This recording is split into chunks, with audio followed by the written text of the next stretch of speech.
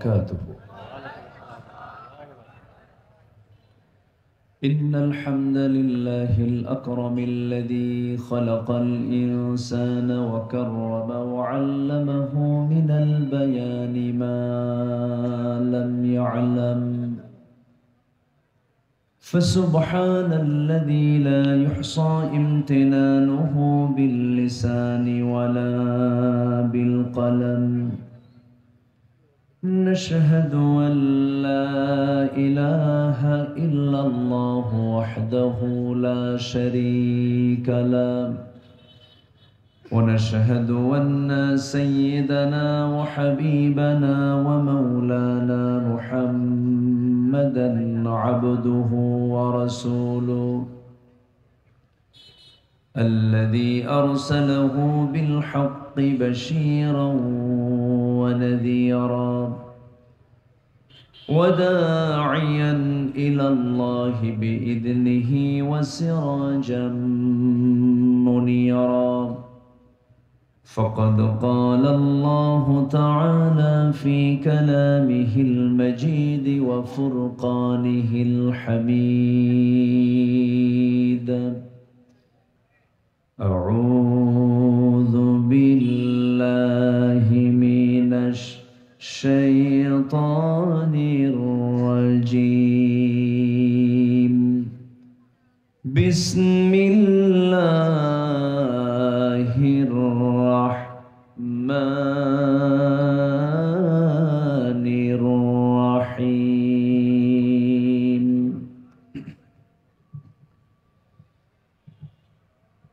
ومن يطع الله والرسول فأولئك مع الذين أنعم الله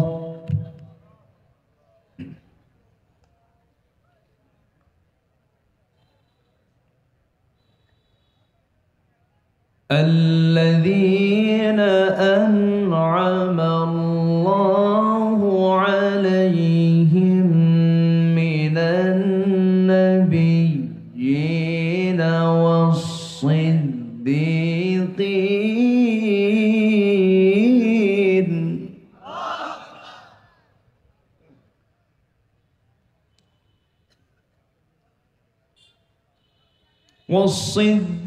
والصديقين والشهداء والصالحين وحسن أولئك رفيقا.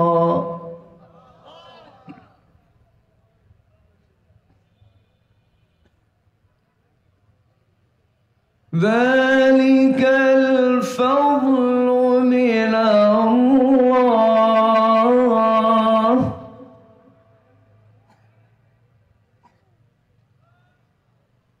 ذلك الفضل من الله وكفى بالله عليما.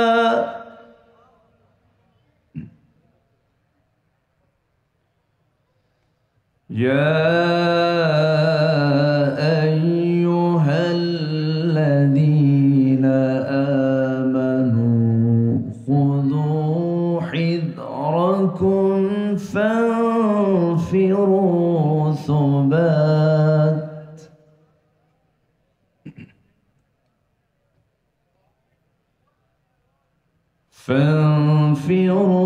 ثبات أو انفروا جميعا.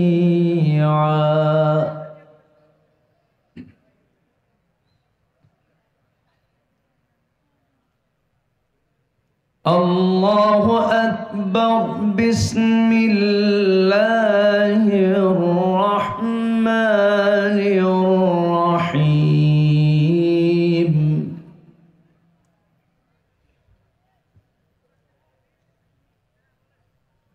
إن الله وملائكته يصلون على النبي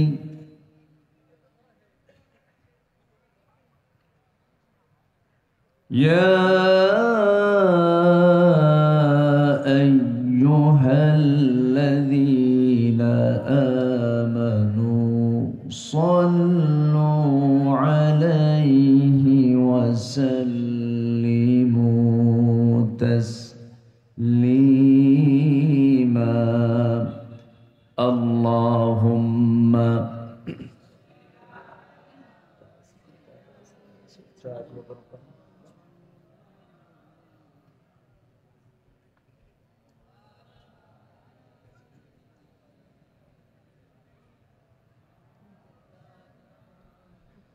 একটু আওয়াজ দিয়ে নবীর প্রেমে মাতোয়ারা হয়ে জবান খুলে সবাই বলুন আল্লাহুম্মা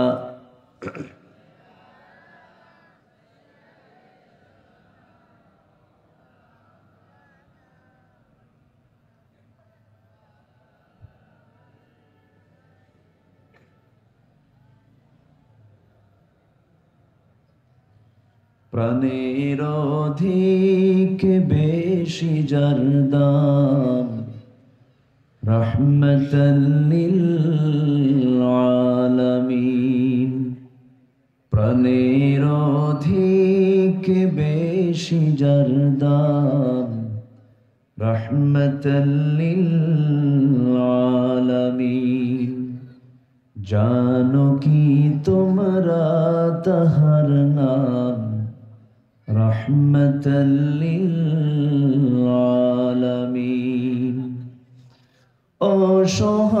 অসহায়ের বুকে যে জন গোপনে করে সওয়ার দুরুদ পড়ে সুবহে ও শাম রাহমাতাল লিল আলামিন গরিবেরে আহার দিতেন নিজে হয়ে রোজাদার নিয়মর ভালোবাসার খাম রাহমাতাল লিল আলামিন আল্লাহুম্মা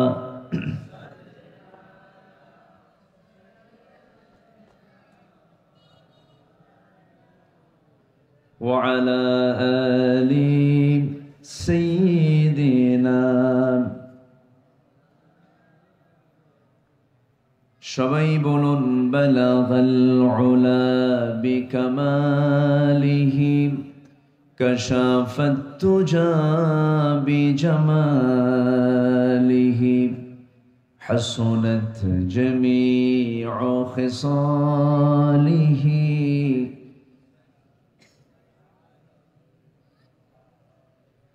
सूरत यूसुफ बिदारी हिकमत लुक़मान मां क़ारिए क़ुरआन बारी ये है दिले सादे माने मां बलगल उला बिकमालिही कशाफ तुजा बिजमालिह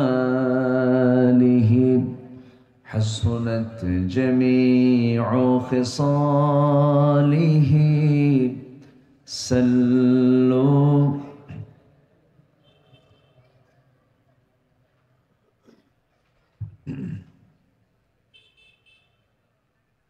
प्राकृतिक सौंदर्যের অপরূপ লীলাভূমি সবুজ বেষ্টিত অঞ্চল রাজশাহী জেলার পবা উপজেলার মিয়াপুর কেন্দ্রীয় জামে মসজিদ মাহফিল ইন্তেজামে কমিটি কর্তৃক আয়োজিত পঞ্চম বার্ষিকী তাফসীরুল কোরআন মাহফিল 2025 মহৎ আয়োজনের সম্মানিত সুযোগ্য সভাপতি জনাব শাহিন রেজা সান্নান সাহেব, আজকের মাহফিলের বরেণ্য অতিথি হাজরাত উলামায়ে কেরাম, বিশেষ করে আমার পূর্বে কথা বলেছেন নন্দিত আলেমে দ্বীন মুহতারাম মাওলানা রুহুল আমিন রাজশাহী, মঞ্চে বসে আছেন আমার অত্যন্ত কাছের ভাইজান মিয়াপুর কেন্দ্রীয় জামে মসজিদের সম্মানিত খতিব মাওলানা রেজাউল করিম উজ্জ্বল সাহেব, উপস্থিত হাজারাত উলামায়ে কেরাম, ফদলায়ে ইজম, সুশীল সমাজ, জাতির শ্রেষ্ঠ সন্তান, শিক্ষক মণ্ডলী, জাতির বিবেক, সাংবাদিক বৃন্দ, মিডিয়ার কর্মী ভাইরা, সামনে উপস্থিত আজকের মাহফিলের প্রধান আকর্ষণ, যাদেরকে নিয়ে আজকের এই সাজানো গোছানো বর্ণাঢ্য আয়োজন, তাওহীদের পতাকাবাহী, কালেমার ঝান্ডাবাহী, দ্বীন ইসলামের নরসারদুল বীর মুজাহিদ, প্রাণ প্রিয় সম্মানিত দ্বীনী ভাইরা, আড়ালে বসে আছেন শ্রদ্ধেয়া সম্মানিতা মা বোনেরা, আলোচনার সূচনায় আনুষ্ঠানিকতার মধ্য দিয়ে আমার পক্ষ থেকে আবারও দিল খোলা সালাম, আসসালামু আলাইকুম ওয়া রাহমাতুল্লাহি ওয়া বারাকাতুহু। সবাই কেমন আছেন? আমাকে প্রশ্ন করলেন। আল্লাহ তাআলা আমাকে আপনার সাথে আপনার মতোই রেখেছেন, আলহামদুলিল্লাহ। মহান রব্বুল আলামিনের শুকরিয়া যে মহান আল্লাহ সুবহানাহু ওয়া তাআলা আমার আপনার জন্য, দিন বোঝার জন্য, ইসলামকে সুন্দরভাবে বোঝার জন্য একটি মাধ্যম অনন্য হচ্ছে আমার দেশে বাৎসরিক ওয়াজ মাহফিলগুলো, যা ইতিপূর্বে এটা রাস্তাটা কুসুমাস্তীর্ণ ছিল না, খুব কঠিন ছিল। এই মাহফিল বাস্তবায়ন সহ মাহফিলগুলোর যা অ্যারেঞ্জ করেছেন, অনেক কষ্টের মধ্য দিয়ে মাহফিলগুলোকে বাস্তবায়ন করতে হতো, কিন্তু আল্লাহ তাআলা আমার আপনার জন্য এখন একটি অনুকূল পরিবেশ তৈরি করে দিয়েছেন। যে থানার কাছে কমিটির অনুমতির জন্য থানায় আসা যাওয়া করতে করতে জুতার তলা ক্ষয় হয়ে যেত, এখন সেই থানা এখন নিজেই ফোন দিয়ে বলে কিছু লাগবে কি। তো এই যে একটি অনুকূল পরিবেশ তৈরি করে দিয়েছেন যিনি, তিনি আমার কে? আসতে বলবেন না, তিনি আমার কে? সেই মহান রবের শানে বলছি আলহামদুলিল্লাহ। চিৎকার মেরে বলছি আল্লাহুম্মা ইন্নী আসআলুকা আল হুদা ওয়াত তুকা ওয়াল আফাফা ওয়াল গিনা। সবাই বলি আল্লাহুম্মা আইন্নি আলা যিকরিকা ওয়া শুকরিকা ওয়া হুসনি ইবাদাতিকা। আমরা আল্লাহ তাআলার শুকর আদায় করে নিলাম। সম্মানিত দ্বীনী ভাইরা, আমি আমার অভ্যাস অনুযায়ী কোরআনে কারীমের গুরুত্বপূর্ণ একটি সূরা, সূরাতুন নিসা থেকে 2-3টি আয়াত আমি তেলাওয়াত করেছি।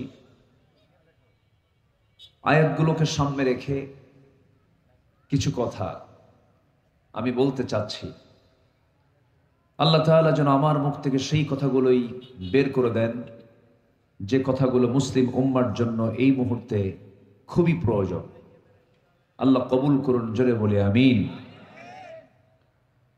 সম্মানিত হাজিরিন, জিহ্বার সংযত, জিহ্বাকে সংযত রাখা, জিহ্বার লাগাম টেনে ধরা, এটাও কিন্তু একটি গুরুত্বপূর্ণ ঈমানের অংশ। আমি বুঝি না একজন মুসলমান যখন কথা বলবেন তখন তার কথা আগে না চিন্তা আগে? বলুন তো, কি করতে হয় আগে? কথা আগে না চিন্তা আগে? চিন্তা করে এরপর কথা বলতে হয়। আল্লাহ তাআলা কথা কি বহুভাবে বলেছেন, কথা একটা ইবাদত। ওয়াকুলু লিন-নাসি হুসনা, কথা বলো মানুষের সাথে সুন্দর করে। বাপ মার সাথে ওয়াকুল লাহুমা কাওলান কারীমা, সম্মানজনক সুন্দরভাবে দিল থেকে কথা বলো।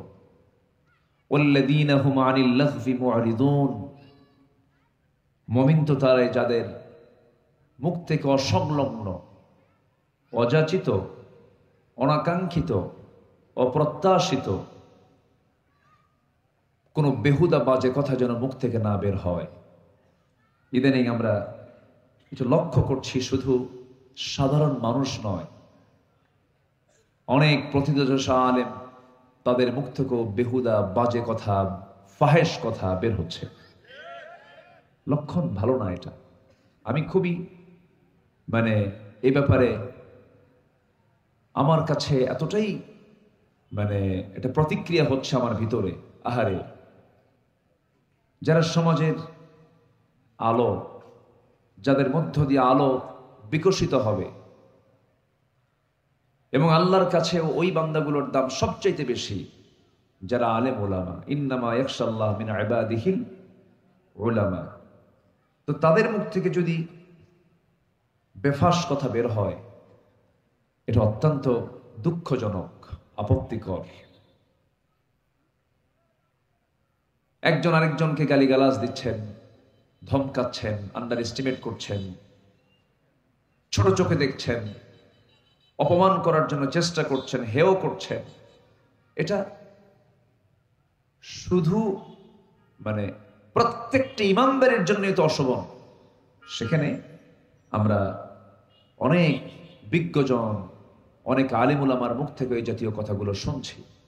আমি করজোরে মিনতি জানাই, বৃহত্তর স্বার্থে উদারতার মানসিকতা লালন করে এই সমস্ত অপছন্দনীয় অনাকাঙ্ক্ষিত শব্দ চয়ন থেকে আমরা নিজেকে সংযত করার চেষ্টা করি।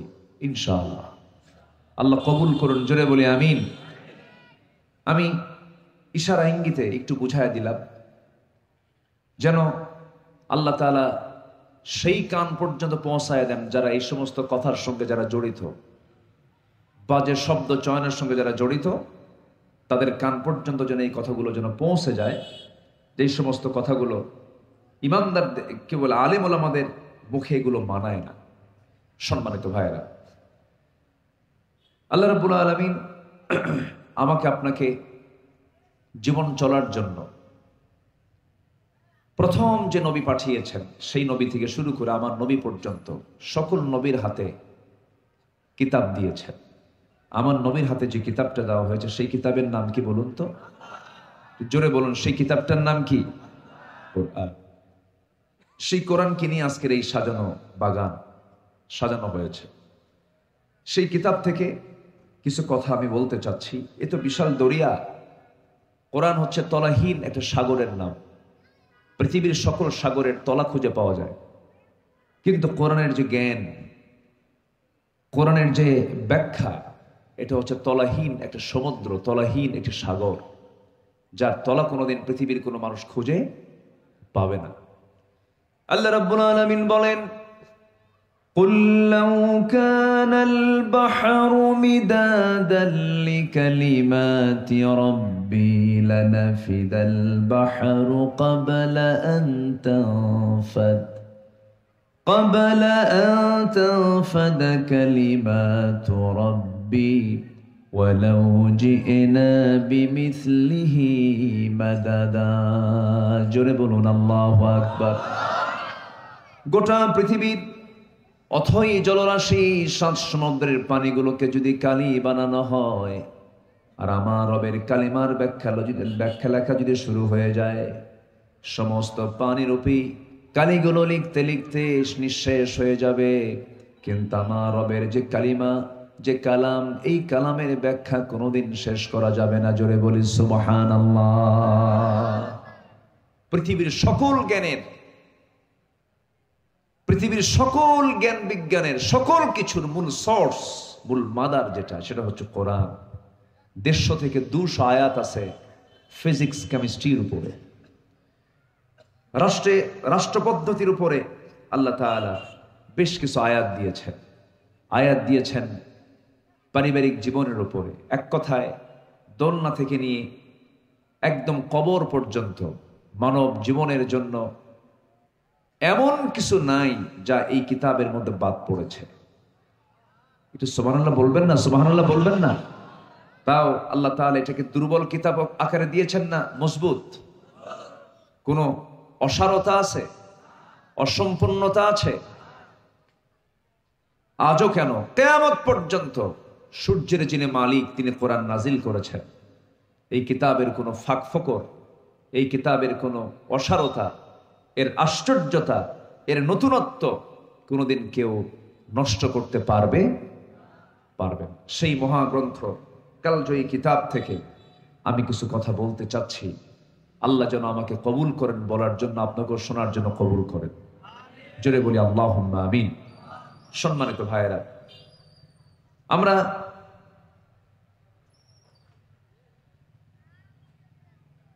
গোটা পৃথিবীর সকলের কাছে আমরা প্রিয় ভাজন হব না।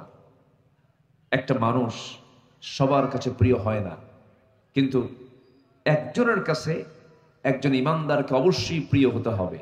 তিনি কে? একটু জোরে বলুন, আর একটু জোরে বলুন। তিনি কে? বলুন, তিনি কে? আল্লাহ যদি আমার প্রিয় হন এবং আমি যদি আল্লাহর প্রিয় হয়ে যাই, তাহলে কি আর কাউকে দরকার আছে? এরকম কিছু মনে হয় আপনাদের? আর কারোর প্রয়োজন আছে? সে আল্লাহর প্রিয়ত্ব অর্জন করতে আমি আজকে কোরআন এবং হাদিসের আলোকে, কোরআনের আলোকে আজকে আমি 15টা দিশা, 15টা লাইন, 15টা গুণ অর্জন আমরা শিখে যাব। জোরে বলি ইনশাআল্লাহ। আমরা সবার আগে কাকে পেতে চাই? আসলে কিন্তু আমার বন্ধু বলতে কিন্তু একজনই বন্ধু, নচেত কোনো বন্ধু আমার নাই। আসলে আমরা ডানে বামে, সামনে পেছনে, ঘরে, আত্মীয় স্বজন যা কিছু দেখি, এগুলো কিন্তু একদিন পর হয়ে যাবে। কিন্তু যিনি কখনো পর হবেন না, পর হওয়ার সম্ভব না, আমি যাকে কখনো ছাড়তেও পারবো না এবং তিনি আমাকে কখনো ছাড়বেন না, তিনি কে? আসতে বলবেন না, তিনি কে? তার পরিচয়টা কিন্তু কোরআন খোলার সঙ্গে সঙ্গে পাওয়া যায়। 3 নম্বর আয়াতের যে পরিচয়টা, এটা আমাকে খুব ভাবিয়ে তোলে। যারা পারেন ঠোঁট মিলিয়ে বলুন আলহামদুলিল্লাহি রাব্বিল আলামিন আর রহমানির রহিম মালিকি ইয়াউমিদ্দিন ইয়্যাকা না'বুদু ওয়া ইয়্যাকা নাস্তাঈন ইহদিনাস সিরাতাল মুস্তাকিম সিরাতাল্লাযীনা আন'আমতা আলাইহিম গায়রিল মাগদুবি আলাইহিম ওয়ালাদ-দাল্লিন। এরপরে একটু জোরে বলেন, আর একটু জোরে বলেন। প্রশংসা কার? যিনি রহমান, যিনি রহিম, তিনি কে? মালিক ইয়াউমিদ্দিন, যিনি বিচার দিবসের মালিক, তিনি কে? বিচার দিবসের মালিক কে? এই পরিচয়টি কি সহজ মনে হয়? বিচার দিবস, তার মালিক কে? আল্লাহ তাআলা। তাহলে আসল বিচারক তিনি কে? আল্লাহ। তিনি বিচার করবেন। বিচার করবেন কিসের ভিত্তিতে? বিচার করবেন হলো বান্দা এই দুনিয়াতে কি আমল নিয়ে গেল, সে কোন পথে চলল।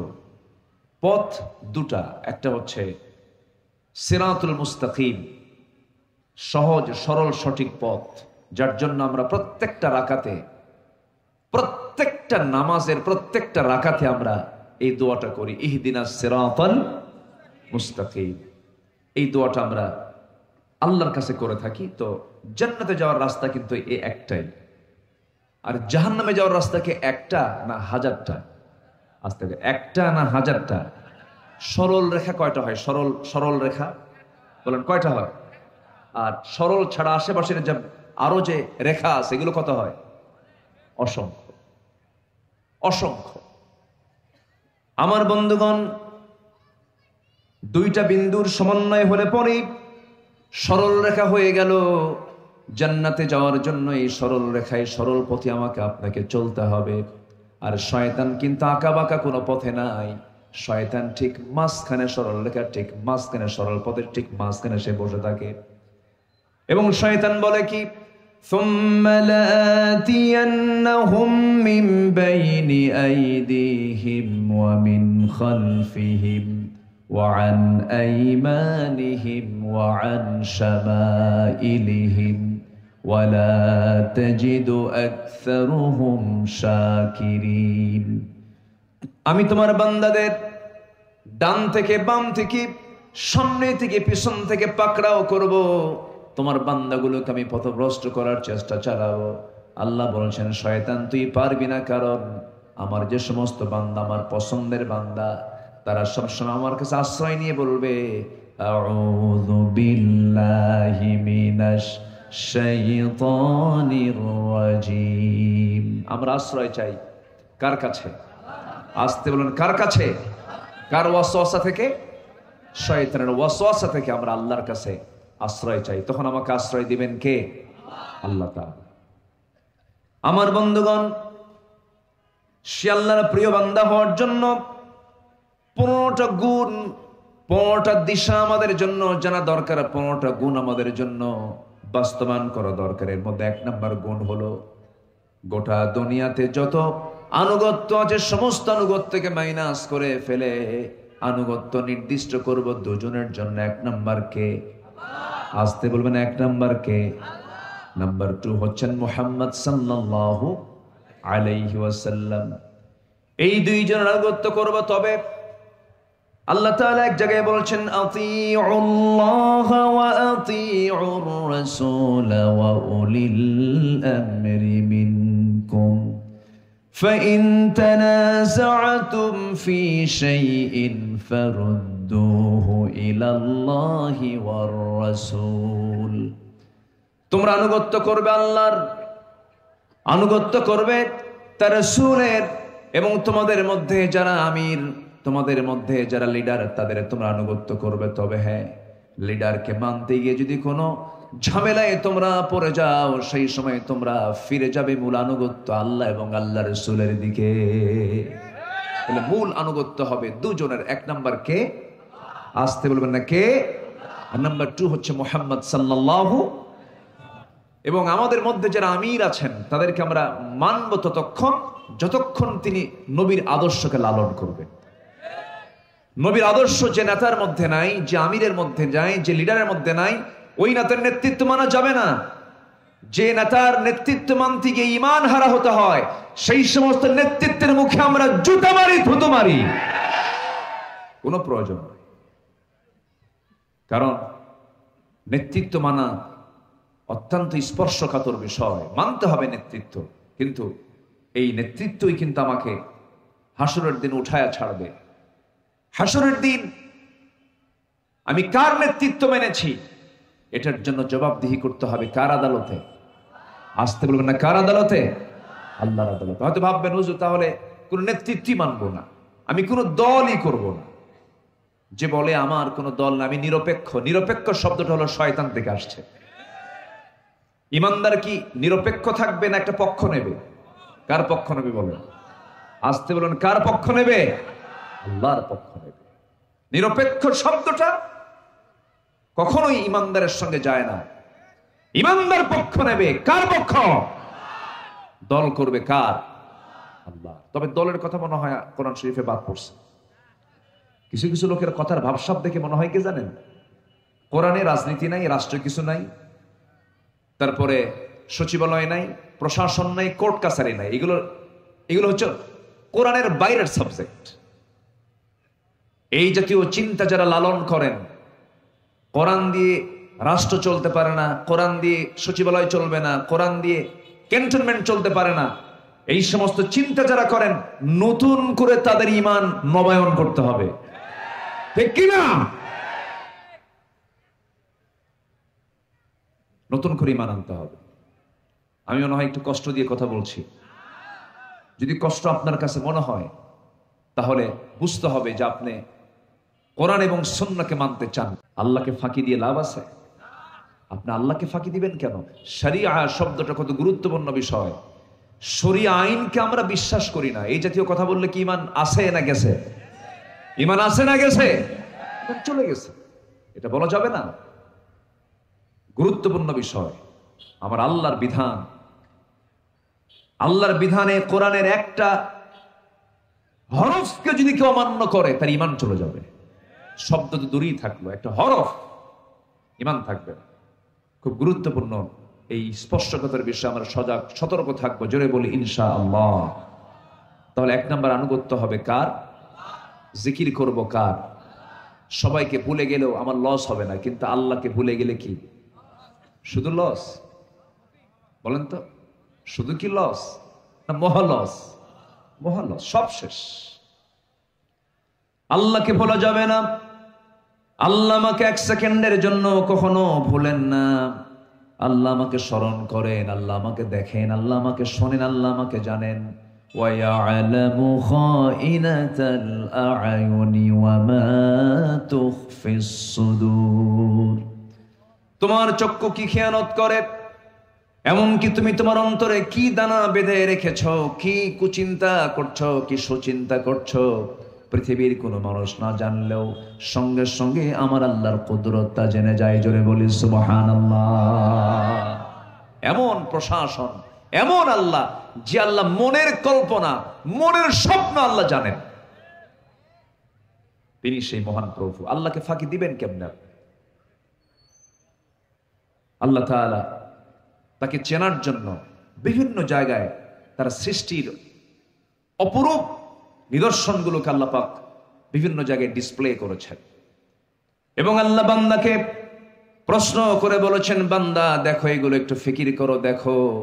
আল্লাহ রাব্বুল আলামিন বলেন, যারা পারেন ঠোঁট মিলিয়ে বলুন, ইন্না ফি খালকিস সামাওয়াতি ওয়াল আরদি ওয়া ইখতিলাফিল লাইলি ওয়ান নাহার লাআয়াতিল লিউলিল আলবাব الذين يذكرون الله قياما وقعودا وعلى جنوبهم ويتفكرون في خلق السماوات والأرض ربنا ما خلقت هذا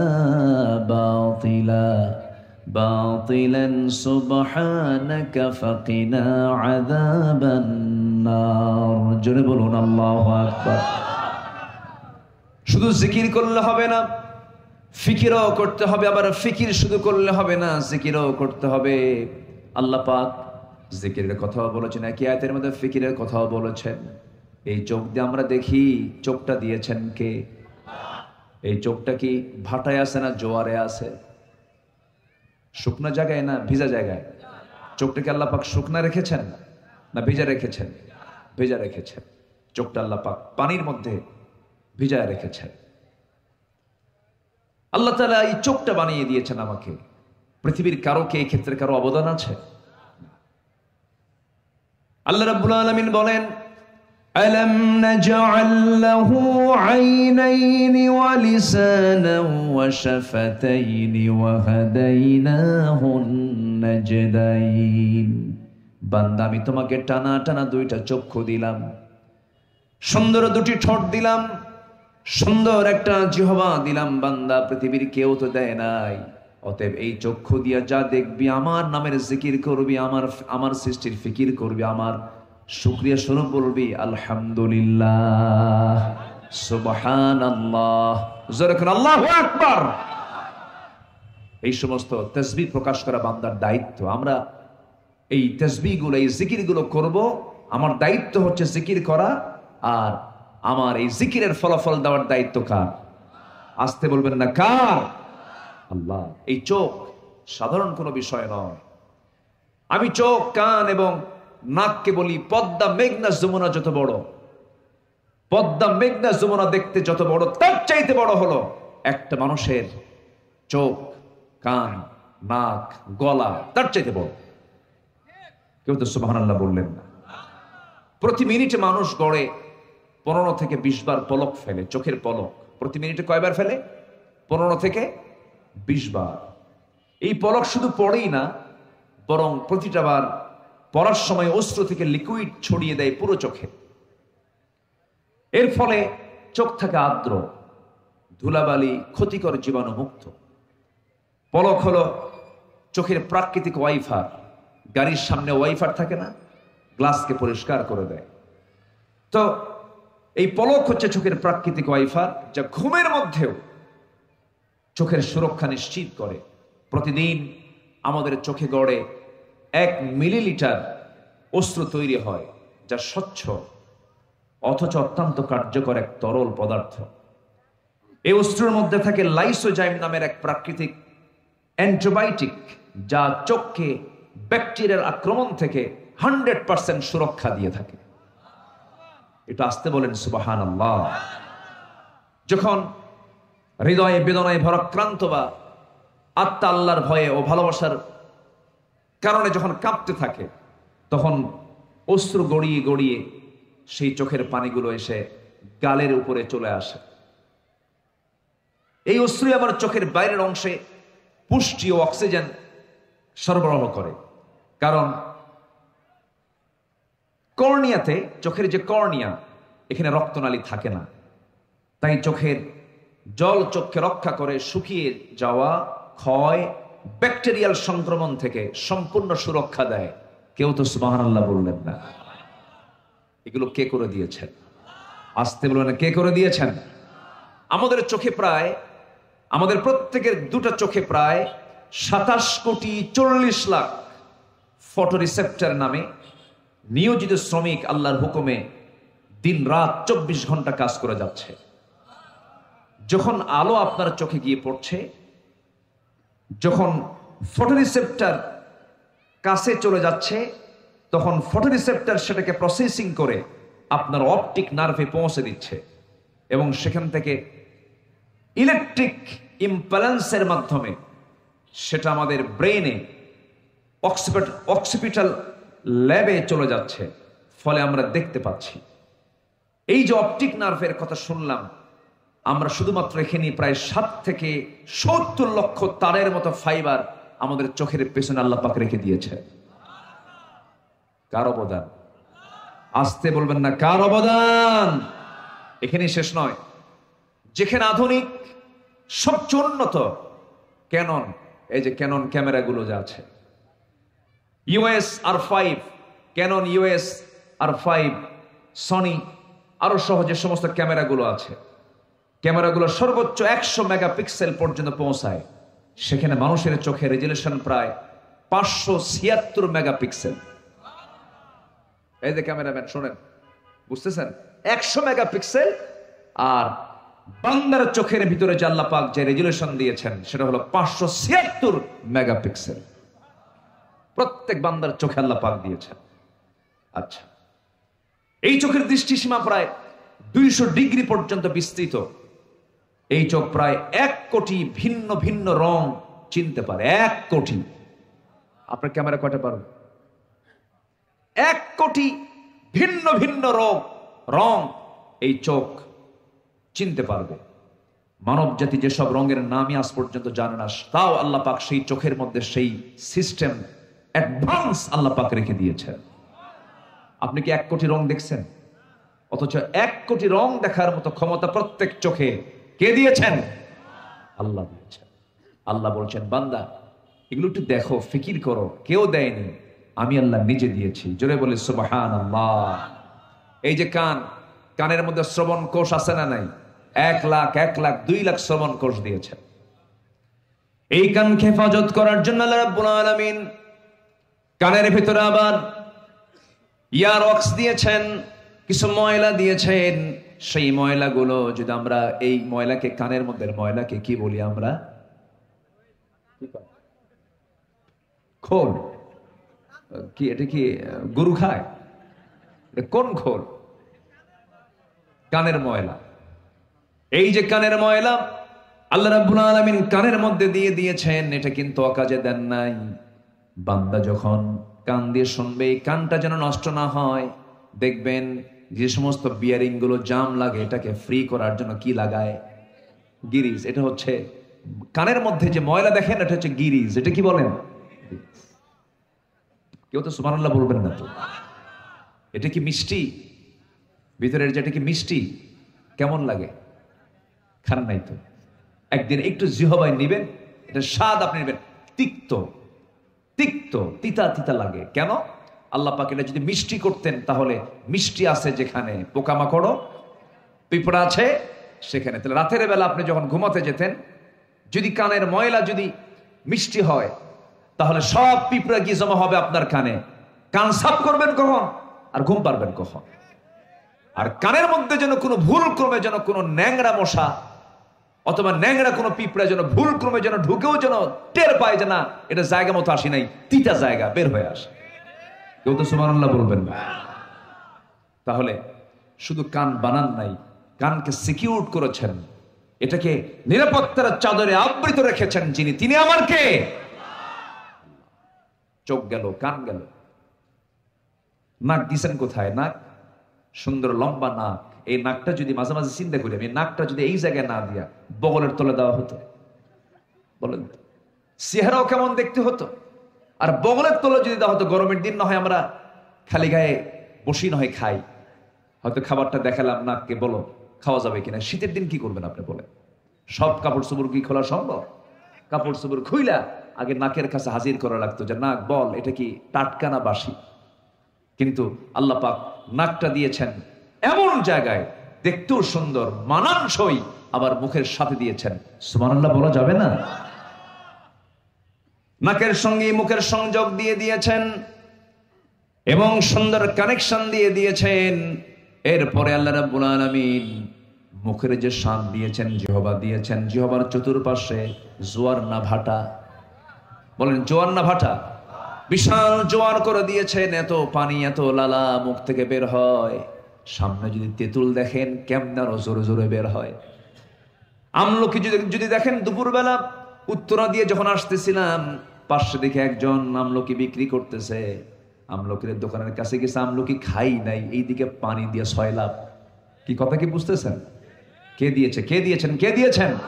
আল্লাহ দিয়েছেন।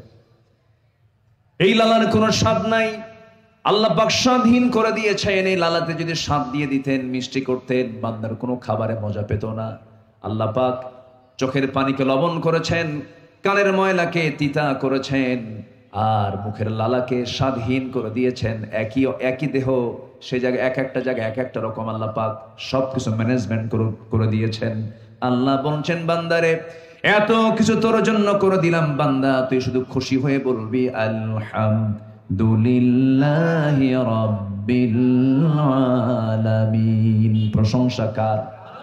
আসতে বলবেন না কার? আরো জোরে কার প্রশংসা?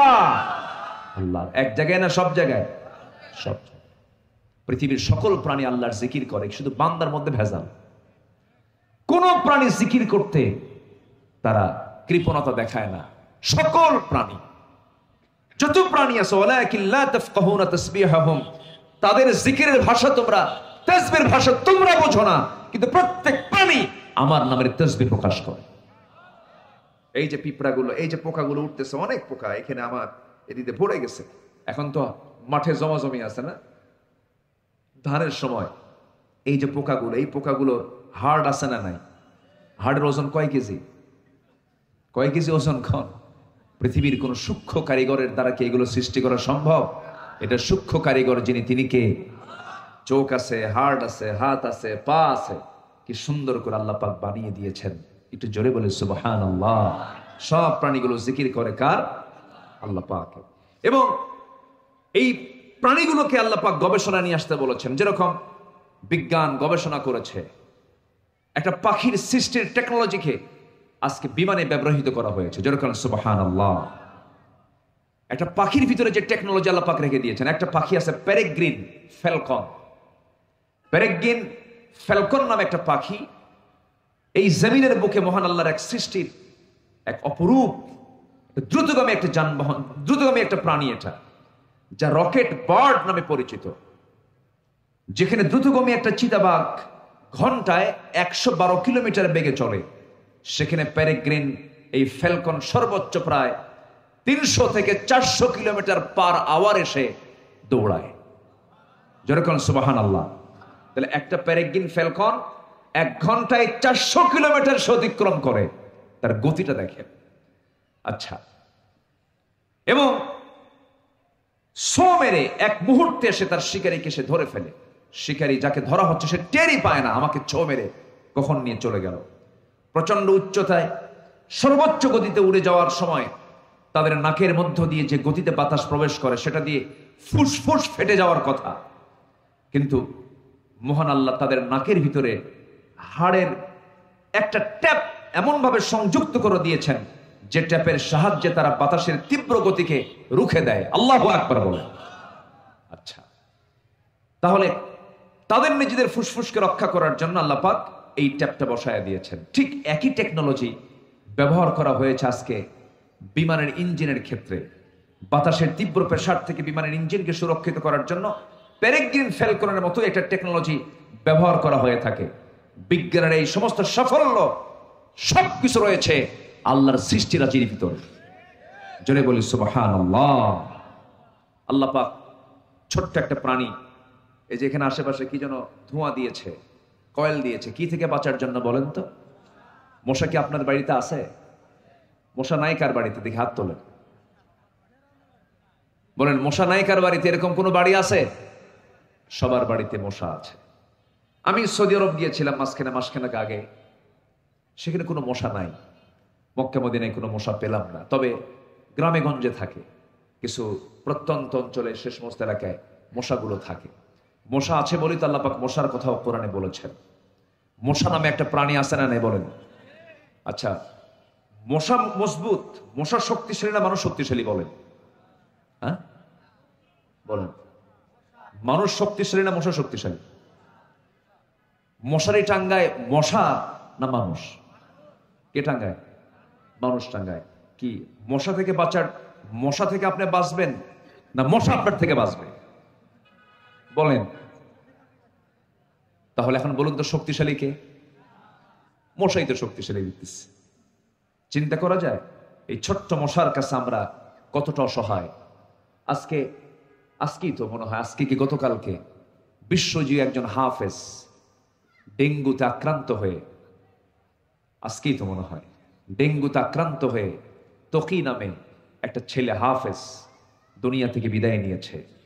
প্লাটিলেট লেভেল একদম 0 পর্যায়ে আসার পর সে আর বাঁচতে পারে নাই, দুনিয়া থেকে বিদায় নিয়েছে। কিসের কামড়ে বলেন তো? একটা মশা, ডেঙ্গু, এডিস মশা। আল্লাহ পাক এই মশার উদাহরণ দিয়েছেন আজ থেকে 1500 বছর আগে। আল্লাহ রাব্বুল আলামিন বলেন, ইন্নাল্লাহা লা ইস্তাহি আন ইয়াদরিবা মাসালাম মা বাউদাতান ফামা ফাওকাহা فأما الذين آمنوا فيعلمون أنه الحق من ربهم وأما الذين كفروا فيقولون ماذا أراد الله بهذا مثلا يضل به كثيرا ويهدي به كثيرا وما يضل به إلا الفاسقين। জোরে বলুন আল্লাহু আকবার। আমি কি আলোচনা শেষ করে দেব? এই যে বসো বসো বসো বসো বসেন। কষ্ট পাচ্ছেন নাকি আপনারা? আমি কি একটা কথাও কি এখানে বানিয়ে কিছু বলছি? কোন আয়াত কি বাদ দিছি আমি? তা আয়াত বলছি তো, আপনি যাচ্ছেন কেন? না রাত হলো বেশি, দোয়া করে দেব নাকি? একটু বসেন। আপনি এই মুহূর্তে এই জায়গার চাইতে বরকতময় জায়গার দ্বিতীয় কোথাও পাবেন? কোথায় পাবেন আপনি? কোথাও তো পাবেন না। যেখানে বসলে গুনাহ মাফ হয়, যেখানে বসলে ফেরেশতারা দোয়া করে। সম্মানিত ভাইয়েরা, একটু বসুন। আমি আর এই ব্যাপারে আর বলবো না, কেউ নড়বেন না। আমি খুব বেশি সময় নেব না, শুধু 15টা লাইন, 15টা গুণ আমরা অর্জন করে আমরা আল্লাহর প্রিয় হতে চাই। আমরা কার প্রিয় হতে চাই? আল্লাহর প্রিয়। 1 নম্বর হচ্ছে আনুগত্য। 1 নম্বর কি বলেন তো? কার আনুগত্য? সে আল্লাহর আনুগত্য আমরা করব। সে আল্লাহর মহানত্ব নিয়ে একটু কথা বলছি। আল্লাহ কত মহান। মশা এই মশাকে আল্লাহ রাব্বুল আলামিন উদাহরণস্বরূপ দিয়েছেন। কাফের মুশরিকরা বলল, তোমার আল্লাহর কাম নাই কাজ নাই, কোরআনের মতো কিতাবে এই মশার উদাহরণ দেওয়া লাগে, এরকম করে বলে ফেললো। আসলে কি মশা কি দুর্বল প্রাণী? কেমনে দুর্বল হলো? আপনি দেখলেন গোটা ঘরে কোথাও মশা নাই, চতুর্দিকে নেটিং করা পাকা ঘর, কোথাও মশা আপনি পেলেন না। আপনি করলেন কি, লাইটটা বন্ধ করে শুয়ে পড়েছেন। হঠাৎ করে ঘুম আসেন নাই আপনি, অন্ধকারে ওই মশা কেমন আপনারে চিনল? আপনার কানের কাছে এসে সারেগামা পাধানিসা শুরু করে দিছে। করেন কি? এই করে কিনা বলেন? ও দেখলো কেমন? আপনি তো দেখলেন, কেমনে আসলো সে? বিজ্ঞান বলছে প্রত্যেকটা মশা 75 ফুট দূর থেকে টের পায় এখানে কোন শরীর মধ্যে শুয়ে আছে। 75 ফুট দূর থেকে। আপনি দেখলেন না, কিন্তু সে আপনাকে ঠিকই মার্ক করে রাখছে, শুধু লাইট বন্ধ কর, শুধু লাইট কি বন্ধ কর, চলে আসে। এই মশাটা প্রতি সেকেন্ডে তার পাখা 400 থেকে 500 বার ঝাপটান মারে। আজ পর্যন্ত পৃথিবীতে এমন দ্রুতগামী কোনো মেশিন তৈরি হয় নাই। মশা তার পাখাকে যত দ্রুত গতিতে ঘুরাতে পারে, নড়াতে পারে, এমন কোন দ্রুতগামী কোনো মেশিন পৃথিবীতে আজকে দুনিয়াতে তৈরি হয় নাই। আল্লাহ রাব্বুল আলামিন এই মশাকে উদাহরণস্বরূপ বহু কারণে দিয়ে দিয়েছেন। আল্লাহ রাব্বুল আলামিন এই দুনিয়াতে একজন অবাধ্য কাফের ছিল, নাম তার নমরুদ ছিল। আল্লাহ তাআলা নমরুদকে দুনিয়া থেকে বিদায় করে দিয়েছেন কার কামড় খাওয়ায়া? আসতে বলুন, কার কামড় খাওয়ায়া? মশার কামড় খাওয়ায়া। এখানেই শেষ নয়, মশার মুখে আমরা যে সুরের মতো একটা সূচ দেখি, সুরের মতো কি দেখি?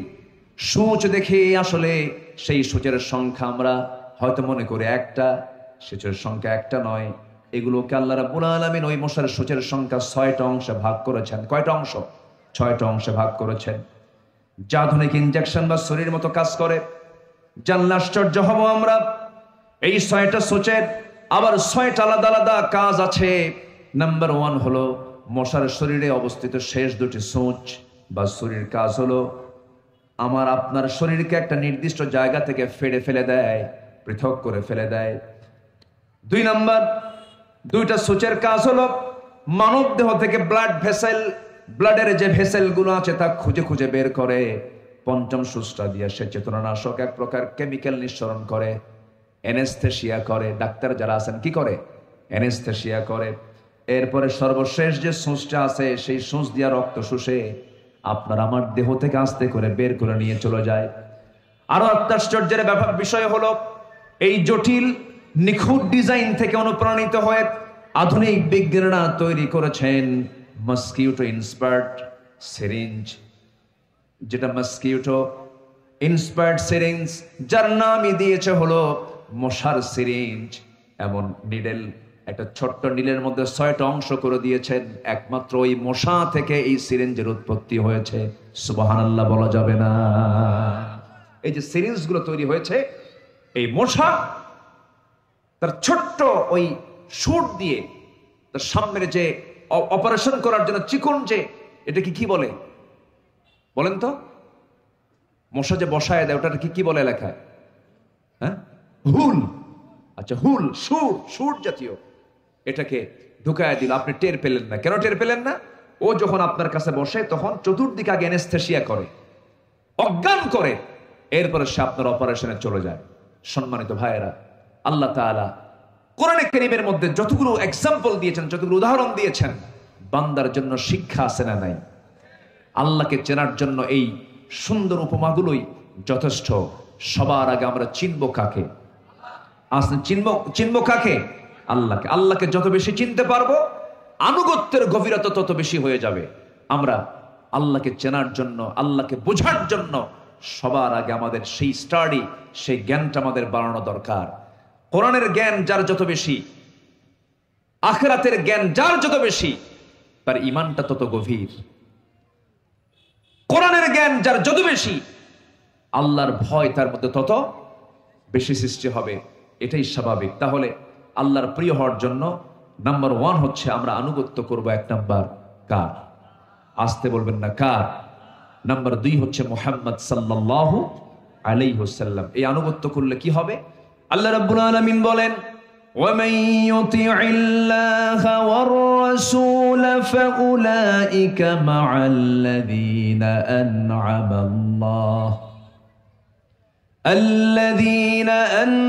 الله عليهم من النبيين والصديقين والشهداء والصالحين وحسن أولئك رفيقا জোরে বলুন আল্লাহু আকবার।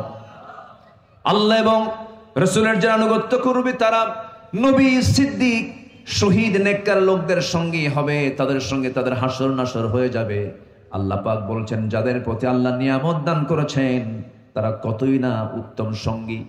এই জন্য আমার বন্ধুগণ, আমরা যদি শহীদ, সিদ্দিক, শুহাদাদের সঙ্গে যদি হতে চাই, এক নাম্বার আনুগত্য করব আমরা কার? নাম্বার 2 হচ্ছে মুহাম্মদ সাল্লাল্লাহু আলাইহি ওয়াসাল্লাম। নাম্বার 2 হলো আল্লাহর প্রিয় ভাজন হওয়ার জন্য, আল্লাহর প্রিয় বান্দা হওয়ার জন্য যে গুণটা, যে কাজটা আমাদের, যে দিশাটা দরকার। নাম্বার 2 হলো আল্লাহকে ভয় করতে হবে। আল্লাহকে ভয় করে নফসের সকল কুপ্রবৃত্তি থেকে নিজেকে বাঁচাতে হবে, অর্থাৎ নফসের শুদ্ধতা আনতে হবে।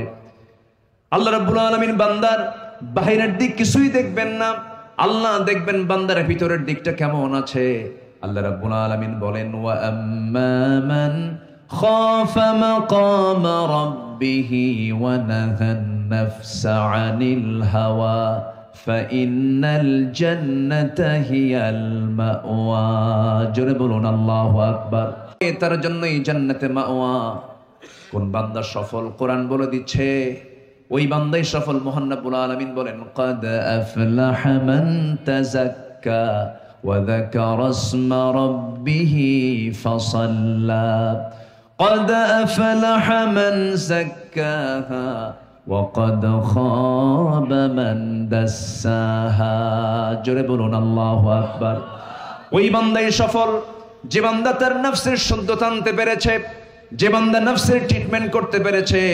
নফসের কিছু রোগ আছে, নফসের কিছু ক্যান্সার আছে, নফসকে নষ্ট করে দেয়, নফসকে ধ্বংস করে দেয়। হিংসা ঈমানের রোগ, অবৈধ লোভ ঈমানের রোগ, নফসের রোগ। এরপর অহংকার, নফসের মারাত্মক জটিল রোগ। যে নফসের মধ্যে অহংকার বিরাজ করবে সেই নফস কখনো জান্নাত পাবে না। আর যখন কোনো বান্দার মধ্যে কোনো অহংকার নামক যখন কোনো এই ব্যাধি যখন দেখতে পাবেন, আপনি এটা নিশ্চিত হয়ে যাবেন অহংকার থাকবে যার, ধ্বংস হবে তার। ক্ষমতার অহংকার আছে না নাই? নেতৃত্বের অহংকার আছে না নাই? টাকার অহংকার আছে না নাই? আবার সুন্দর চেহারা আল্লাহ দিছে, চেহারাকে কেউ সুন্দর করতে পারে? চেহারা সুন্দর করে দিয়েছেন কে? আবার চেহারার অহংকার আছে না নাই? রাস্তায় যখন হাঁটে বুঝায় আমি একখান মাল যাচ্ছি, আমার সমকক্ষ কে আছে রে? কিন্তু কিচ্ছু না, মুহূর্তের মধ্যে শরীরের ভিতরে ক্যান্সারের কোষ ঢুকায় দিতে পারেন তিনি কে? অতএব অহংকার শরীর নিয়ে করা যাবে না, অহংকার সম্পদ নিয়ে করা যাবে না, অহংকার ক্ষমতা নিয়ে করা যাবে না। শুধু এদেশের স্বৈর শাসকের লিডার 16 বছরে এই দেশকে যিনি একটি গোটা দেশকে একটা কারাগার বানিয়েছিল, ঠিক কিনা বলেন? সেই কারাগারের কয়েদি ছিল গোটা জাতি। ফেরাউন পৃথিবীতে বেঁচে ছিল হলো 1600 বছর, আর এরা ক্ষমতায় ছিল হলো 16 বছর। সংখ্যার যে মিল হলো কেমনে বুঝলাম? সংখ্যার মিল আছে না? ফেরাউন ছিল কত বছর? 1600। এরা ক্ষমতায় ছিল কত বছর? 16 বছর। আবার ফেরাউনের যে রোগটা ছিল, এই রোগটা সেম এই লেডিস ফেরাউনের মধ্যেও ছিল। ফেরাউনের রোগ ছিল কি জানেন? ফেরাউনের রোগ ছিল হলো যেভাবেই হোক ক্ষমতার চেয়ার থেকে নামা যাবে না। এদের কিছু রোগ ছিল বলেন, বলেন তো, ভিন্ন কোন রোগ ছিল? যেমন করে হোক জনগণ ভোট দিক আর না দিক, চাক আর না চাক, চেয়ার ছাড়া যাবে, একই রোগ ছিল। আল্লাহ পাক ফেরাউনকে শেষ করেছেন। যখন ফেরাউনকে টের পেয়েছিল, ফেরাউন কিন্তু পানিতে চুবানোর 1 মিনিট আগেও ফেরাউন টের পায় নাই এই দড়ি এই চুবায় আমাকে আল্লাহ মারবেন। ফেরাউন কিন্তু টের পায় নাই। 5 আগস্টের সকালবেলাও টের পায় নাই আমাকে এমন করে দেশ ছেড়ে মামু বাড়ি দিল্লি গিয়ে বসে থাকতে হবে। টের পায়নি, কিন্তু বুঝতে পারে নাই। দেখেন কত মিল আছে। কি কারণ? কারণ হলো ফেরাউন বলেছিল আনা রব্বুকুমুল আলা, সবচেয়ে বড় রব আমি ফেরাউন, আমার উপরে কে আছে রে? আল্লাহ বললেন থাম, কিন্তু সময় আসুক। ওয়া আখরাকনা আলা ফিরাউন, শুধু তোরে না, তোর 14 গোষ্ঠী পানিতে সুবাহ ছাড়বো। আল্লাহু আকবার বলেন। আর ইনি চলে গেছেন মামু বাড়ি, কোথায়? দিল্লি চলে গেছেন। এই দিল্লির কথা আজ থেকে 25 বছর আগে উচ্চারিত হয়েছিল এদেশের অগণন মানুষের কলিজার টুকরা, এই জাতির সূর্য সন্তান শহীদ আল্লামা দেলাওয়ার হোসেন সাইদ রাহিমাহুল্লাহ 25 বছর আগে বলেছিলেন, গাছের গোড়ায় নাড়া দেব, মামু বাড়ি দিল্লি গিয়ে পড়বা। পড়ে নাই? শ্রীলঙ্কা পড়ছে, কাঠমান্ডু গিয়ে পড়ছে, ভুটান গিয়ে পড়ছে, নেপাল গিয়ে পড়ছে, লন্ডনে গেছে, আমেরিকা গেছে, ওয়াশিংটন গেছে, সোজা কোথায় গিয়ে পড়ছে? ফয়সালা কার? আসতে বলুন, ফয়সালা কার? অহংকার করা যাবে না। অহংকার করবেন, ভাববেন যে আপনার পতনের জন্য এই অহংকার আপনার মধ্যে চলে আসছে। অহংকার করা যাবে না। ফেরাউন কত চেষ্টা করেছে নিজের ক্ষমতাকে পাকাপোক্ত করার জন্য। জন্ম হয় নাই মুসা আলাইহিস সালামের মার পেটে, বলে ফেললো আমার শত্রুর জন্ম হবে, প্রত্যেক মায়ের পেট চিরে ছেলে সন্তানগুলোকে মেরে ফেল। ইউযাববিহুনা আবনাআকুম ওয়া ইস্তাহয়ুনা নিসাআকুম, কোরআনে এই জাতীয় কথা আছে না নাই বলেন তো? আচ্ছা, 40,000 শিশুকে হত্যা করেছিল ফেরাউন। আজকেও যারা ক্ষমতায় আসার জন্য, ক্ষমতায় থাকার জন্য, ক্ষমতাকে পাকাপোক্ত করার জন্য যারা হত্যা রাজনীতি বেছে নেন, সবগুলোর মধ্যে ফেরাউনের রক্ত লুকানো আছে। আমরা এই সমস্ত নেতৃত্ব দেখতে চাই না। সন্ত্রাস নির্ভর রাজনীতি আমরা করতে চাই না। আমরা আগামীর বাংলাদেশকে দেখতে চাই কোরআনের বাংলাদেশ, ইসলামের বাংলাদেশ, কোরআন হাদিসের বাংলাদেশ। রাজি আছেন কারা কারা? হাত উঁচু করে দেখান মুসলমান।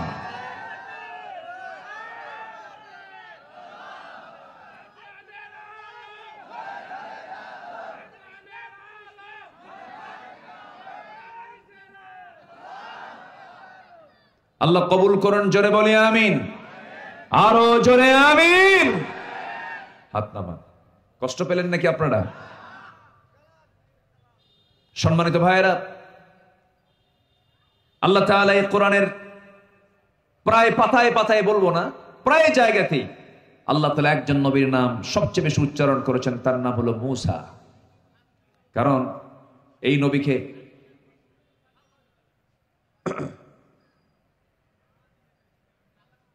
কি সমস্যা? আমার দিকে তাকান। কষ্ট পাচ্ছেন নাকি আপনারা? যেন আমার আওয়াজের চাইতে যেন শ্রোতার আওয়াজ যেন বেশি না বড় হয়, এটা খেয়াল করতে হবে। এটা কোরআনের মাহফিল, এটা আদব রক্ষা করার দায়িত্ব একার না সবার? আসতে বলুন, একার না সবার? একটু বসুন, শৃঙ্খলা রক্ষা করে আমরা বসি। সম্মানিত ভাইয়েরা, সম্মানিত বন্ধুগণ, আল্লাহ তাআলা এই নবীর নামটা বারবার নিয়েছেন কেন জানেন? খুব নির্যাতিত নবী ছিলেন তিনি, প্রচুর টর্চার করা হয়েছে, এবং এমন জাতির তিনি নবী ছিলেন, খুব সোজা না বাঁকা, বাঁকা একটা জাতির তিনি নেতৃত্ব দিয়েছেন। এই নবীকে হত্যা করার কত চেষ্টা করা হয়েছে, সকল প্রচেষ্টাকে আল্লাহ পাক রুখে দিয়েছেন। কারণ বাতিল কখনো টিকসই হতে পারে। হকের বিজয় কে দিবেন? আমি আপনি কেউ থাকবো না, আমরা চলে যাব একদিন। ইসলাম কি চলে যাবে? ইসলাম বিজয়ী হয়ে তার জায়গা মতো বসে যাবে, ঠিক কিনা? অতএব আমার আপনার ইসলাম নিয়ে বিরোধিতা করার কোনো সুযোগ নেই, কোনো দরকার নাই। বরঞ্চ ইসলাম নেই আমরা থাকবো। জোরে বলি ইনশাআল্লাহ। ইসলাম আছে যেখানে আমরা আছি। কোন ইসলাম? শহীদুল ইসলাম, শরীফুল ইসলাম, হামিদুল ইসলাম? বলে যে আমার দাদা হামিদুল ইসলাম, আমার বাপ শহীদুল ইসলাম, আমি নিজে আমিনুল ইসলাম, 3 ইসলাম আছে আমার। আমার সমস্যা কোথায়? আমি এমনি জান্নাত পেয়ে যাই। ওই ইসলাম দিয়ে জান্নাত পাওয়া যাবে না, কোরআনের ইসলামকে লালন করে জান্নাত পেতে হবে। সম্মানিত ভাইয়েরা, হকের দাওয়াত দিতে গিয়ে যুগে যুগে পয়গম্বর আম্বে কেরাম নিজের বাড়িতেও থাকতে পারেন নাই। দেশ ছাড়া হয়েছে। আল্লাহর নবীর বাড়ি হলো মক্কা, এখন শুয়ে আছেন কোথায় তিনি বলেন তো? মদিনা। তিনি কি বেড়াতে গিয়েছিলেন? তিনি দিনের বেলা ঘর থেকে বের হয়েছেন, রাতের বেলা ঘর থেকে বের হয়েছেন? প্রকাশ্যে না গোপনে? কেন? কি জন্য? কি কারণে? শুধু আমার নবীর বক্তব্য ছিল একটাই, সেটা হলো আলা লাহুল খালক, সৃষ্টি যার, আইন চলতে হবে তার। মদ চলবে না, জুয়া চলবে না, সুদের কারবার চলবে না, জেনার কোনো লাইসেন্স চলবে না। এগুলোতে একটাও আমার দেশে নাই। আসতে বলে আসে না নাই? এরপরেও বলে আমরা ধর্মীয় মূল্যবোধ বিশ্বাসী। কিসের ধর্মীয় মূল্যবোধ তোমার? 54 বছরে আজ পর্যন্ত নামাজের আইন যারা পাশ করতে ভয় পায়, মুসলমান নামের কলঙ্ক। জাহান্নাম থেকে বাঁচার জন্য 1 নম্বর কাজ হলো নামাজ। 1 নম্বর কাজ কি বলেন? নামাজ। এই জাতিকে নামাজি বানানোর জন্য সব দল যদি এক হয়ে যদি বলতো আমরা জাতিকে নামাজি বানাতে চাই, অধিকাংশ বান্দাই নামাজি হয়ে যেত। কিন্তু নামাজের কোনো কর্মসূচি আছে? কোনো কর্মসূচি। সম্মানিত ভাইয়েরা, আল্লাহর পয়গম্বর মুসা আলাইহিস সালাতু ওয়াস সালাম রাষ্ট্রযন্ত্র কর্তৃক নির্যাতনের শিকার হয়েছেন, কিন্তু ধৈর্যের পরিচয় দিয়েছেন। আমাদের ধৈর্য ধরতে হবে। তবে আমার বিশ্বাস টুডে এন্ড টুমরো বাংলার জমিন আল্লাহর দিন কায়েম হবে। জোরে বলি ইনশাআল্লাহ। অবশ্যই কবুল, আল্লাহ তাআলা অবশ্যই কবুল করবেন। সেই ক্ষেত্র প্রস্তুত হচ্ছে আমার বিশ্বাস, আমার বিশ্বাস, আমার বিশ্বাস। আল্লাহ যেন কবুল করেন। জোরে বলি আমিন, আরো জোরে আমিন। তবে ধৈর্য ধরতে হবে, বেশি রাগ থাকা যাবে না। ধৈর্য ধরবেন, জিতে যাবেন। রাগ করবেন, হেরে যাবেন। ধৈর্যের পরিচয় ইমানদারকে সর্বোচ্চ করতে হবে। ধৈর্যের সাথে কে আছেন? আসতে বলবেন কে আছেন? সবচেয়ে বড় ধৈর্যশীলকে? গাঁজা খায় তাও আল্লাহ তারা খাওয়ায়, মদ খায় আল্লাহ তারে তাও খাওয়ায়, আল্লাহর বিরুদ্ধে কথা কয় আল্লাহ তারেও খাওয়ায়। আল্লাহর চেয়ে বড় ধৈর্যশীল কেউ আছে? আমরা ধৈর্যশীল হব, নফসের ট্রিটমেন্ট করব। নফসের রোগ হলো রাগ করা, নফসের রোগ হলো হিংসা করা, নফসের রোগ হলো অবৈধ লোভ করা। বৈধ লোভ আপত্তি নেই, নিজের সম্পদের প্রতি আপনার লোভ থাকতেই পারে, কিন্তু পরের পুকুরে আপনি মাছ চাষ করে খাবেন, আপনার ক্ষমতা আছে, আপনার দল ক্ষমতায় আছে, পরের পুকুর দখল করে মাছ চাষ করছেন, এটা অবৈধ লোভ। এগুলো করা যাবে না। হারাম কোনো পন্থা অবলম্বন করা যাবে না। নিজের স্ত্রীর প্রতি আপনার কামনা বাসনা থাকবে, নিজের স্ত্রীর দিকে আপনি তাকাবেন, সব পেয়ে যাবেন। এটা একটা লোভ, কামনা বাসনা, কোনো সমস্যা নাই। কিন্তু আল্লাহ বলছেন বিয়ে করে কামনা বাসনা করো, কিন্তু অন্যের বইয়ের প্রতিও লোভ আছে না নাই? এরকম বান্দা আছে না? এরকম বান্দা আছে না? তবে রাজশাহীতে নাই, আছে, রাজশাহীতে আছে। বিবাহ পূর্ব নোংরামি গুলো সামাজিক স্বীকৃতি পেয়ে গেছে। আজকে বয়ফ্রেন্ড গার্লফ্রেন্ডের পরিচয় লালন করে সবাই চলে যাবেন এখান থেকে। রাজশাহী ইউনিভার্সিটি কয়শো মাইল দূরে? বেশি দূরে নাকি? এটা রাজশাহী কলেজের সামনে যান, ইউনিভার্সিটির সামনে যান, এই সমস্ত শিক্ষানগরী রাজশাহী যেখানেই যাবেন সেখানে আপনি চলে যেতে পারেন, দেখতে পারেন, শুধু চিত্রটা দেখবেন। বলুন তো এই সমস্ত ইউনিভার্সিটি গুলোতে, কলেজ ক্যাম্পাস গুলোতে ক্লাস কি একটা না দুইটা? দুইটা ক্লাস, একটা হলো ইন কোর্স আর একটা হলো আউট কোর্স। আউট কোর্সের সেই ক্লাসটা হলো গাছের গোড়ায় গোড়ায়, জোড়ায় জোড়ায়, বুকে বুক মিলে, হাতে হাত মিলে, সকাল থেকে সন্ধ্যা পর্যন্ত বয়ফ্রেন্ড গার্লফ্রেন্ড, একটাই জিকির, তুমি আমার আমি তোমার। কেন হচ্ছে এগুলো? পর্দার বিধানটা নাই। পর্দার বিধান চালু হলে 1.5 হাত লাঠি দিয়ে পিটাইয়া বেয়াদবি সব ছুটাই দেওয়া হতো। বিয়ে করে প্রেম কর, প্রেম আগে না বিয়ে আগে? অনেকে চুপ করে আছে, হুজুর কি কব? সেই দিন একজন আমারে বলে, হুজুর একটু দোয়া করবেন, আমাদের বিয়েটা না লাভ ম্যারেজ। বললাম লুচ্চা ম্যারেজ। বিয়ের আগে কোনো লাভ আছে? বিয়ের আগে কোনো প্রেম হয়? প্রেম হবে বিয়ের আগে না বিয়ের পরে? যারা বিয়ের আগে প্রেম করে শেষ করে, বিয়ের পরে আর প্রেম থাকে না, বিয়ের পরে খালি কিলাকিলি হয়। বিয়ের পরে কি হয়? কিলাকিলি। ওগুলো করা যাবে না, এগুলো সব বন্ধ হয়ে যাবে। রাজশাহী মহানগরীতে তো কোনো মদের দোকান নাই না, মদের দোকান আছে? আছে মদের দোকান, তবে কাস্টমার নাই। কাস্টমারও আছে। তাহলে মদের দোকানও আছে, মদের কাস্টমারও আছে। আমার দেশে মদের ফ্যাক্টরি আছে না নাই? আছে। মদ খাওয়া কি? আসতে কয়, আরো জোরে। তাহলে আমাদের দেশে মদের আইন পাস না ফেল? আমার দেশে মদের আইন পাস না ফেল? মদের ফ্যাক্টরি আছে না নাই? মদের ফ্যাক্টরি উদ্বোধন করার জন্য, দোয়া করার জন্য হুজুর আছে না নাই?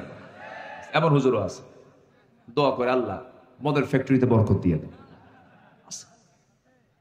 সিনেমা উদ্বোধন হবে, সিনেমা ওপেন হবে, সেন্সর বোর্ড অনুমোদন দিয়েছে। যে সেন্সর বোর্ড কি অনুমোদন দিল? খুব একটা নাচানাচি নাই, ভালোই নাচানাচি করছে, শালীনতা আছে, কিন্তু গায়ে কাপড় চোপড় নেই। সেন্সর বোর্ড অনুমতি দিয়ে দিল। হুজুরে ডাক দিয়ে বলে, হুজুর আপনি দোয়া করেন। দোয়া করে আল্লাহ এই সিনেমার নায়ক নায়িকা প্রডিউসার সহ যারাই খেদমত করেছেন, আল্লাহ প্রত্যেকে তুমি আল্লাহ তোমার যাচাই খায়ের দান করো। দেখছেন, এরকম দোয়া করা হুজুরও আমার দেশে ভাড়া পাওয়া যায়, আছে না নাই? কোথায় যাবেন আপনি? আমার বন্ধুগণ, এগুলো এমনি এমনি বন্ধ হবে না। এগুলো বন্ধ করার জন্য আল্লাহ রাব্বুল আলামিন বলেন, 4টা বিধান তুমি চালু করে দাও। রাষ্ট্রীয় ক্ষমতা যারা পাবে, আল্লাহর পরামর্শ হলো 10 দফা, 19 দফা, 14 দফা লাগবে না, মাত্র 4টা দফা। ইম্মাক্কান্নাহুম ফিল আরদি আকামুস সালাতা ওয়া আতাহুজ যাকাতা ওয়া আমারু বিল মা'রুফ ওয়া নাহাউ আনিল মুনকার। কোরআন খুলে দেখেন, আমি আব্দুল্লাহ আমিন বানোয়াট কোনো কথা বলতে আসি না। আল্লাহ রাব্বুল আলামিন বলছেন, কোরআন বলে দিচ্ছে, রাষ্ট্র ক্ষমতা যারা পাবে 4টা দফা তোমরা জারি করবে। আমি আল্লাহ নিজে ওয়াদা করলাম, আকাশ জমিনের সমস্ত বরকতের দরজা আমি আল্লাহ খুলে খুলে দেব। নাম্বার 1 হলো নামাজ কায়েম করবে। নামাজ কায়েম হলে পরে সুদ থাকবে না, নামাজ কায়েম হলে পরে সুদের কারবার থাকবে না, নামাজ কায়েম হলে পরে বেহায়াপনা থাকবে না, নামাজ কায়েম হলে পরে জিনার কোনো আইন থাকবে না, মদের কোনো দোকান থাকবে না। নামাজ কায়েম করো, যাকাত আদায় করো। একটা হচ্ছে আল্লাহর হক তোমরা প্রতিষ্ঠা করো, একটা বান্দার হক প্রতিষ্ঠা করো। সৎ কাজের আদেশ দাও, সৎ কাজের বাধা দাও। এই 4টা বিধান কার্যকর করার জন্য রাষ্ট্র ক্ষমতায় যারা যাবে তাদেরকে পরামর্শ দিয়েছেন যিনি, তিনি আমার কে? 54 বছরে কোন রাষ্ট্রনায়ককে এই পরামর্শ নিছে নাকি? কেউ কি নিছে? নিছে শয়তান থেকে। মদের আইন পাশ করছে, জিনার আইন পাশ করছে, বেশ্যাবৃত্তির আইন পাশ করেছে। নাউজুবিল্লাহ বলেন। কথা তো বলতেই হবে, যেটা বাস্তব। আমরা কি অবাস্তব কিছু বলছি? এটাই তো বাস্তব।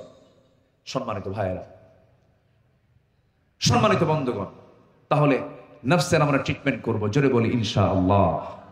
নাম্বার 3, কল্যাণময় কর্ম। ভালো কাজে আমরা নিজেকে জড়াবো।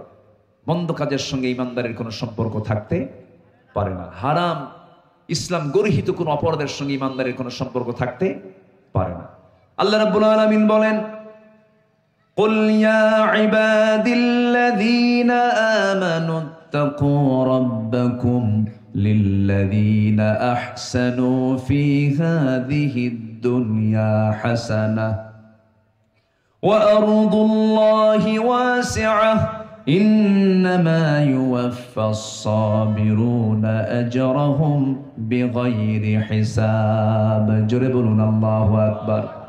সূরাতুজ জুমার আয়াত নাম্বার 10, আল্লাহ বলছেন ভালো কাজ করো, ভালো কাজের প্রাপ্তি আমি তোমাকে দিয়ে দেব। আর একটা বিষয় জেনে রেখে দিও, ভালো কাজ করতে নিয়ে যে ধৈর্যের পরিচয় দিতে হয়, ওই ধৈর্যের পরিচয় হিসাবে আমি তোমাদেরকে বেহিসাবি প্রাপ্তি আমি তোমার জন্য আমি আল্লাহ বরাদ্দ করবো। যেরকম সুবহানাল্লাহ। ধৈর্য একটা যোগ্যতা, রাগ হলো অযোগ্যতা। ধৈর্য আছে যার, বিজয় আছে তার, সফলতা আছে তার। এই দুনিয়ার জিন্দেগিতেও ধৈর্য দরকার না রাগ দরকার? ধৈর্য দরকার। বিয়ে আগে না ধৈর্য আগে? দেখেন, বিয়ে আগে। এই কোনটা আগে ভালো করে কন? বিয়ে আগে না ধৈর্য আগে?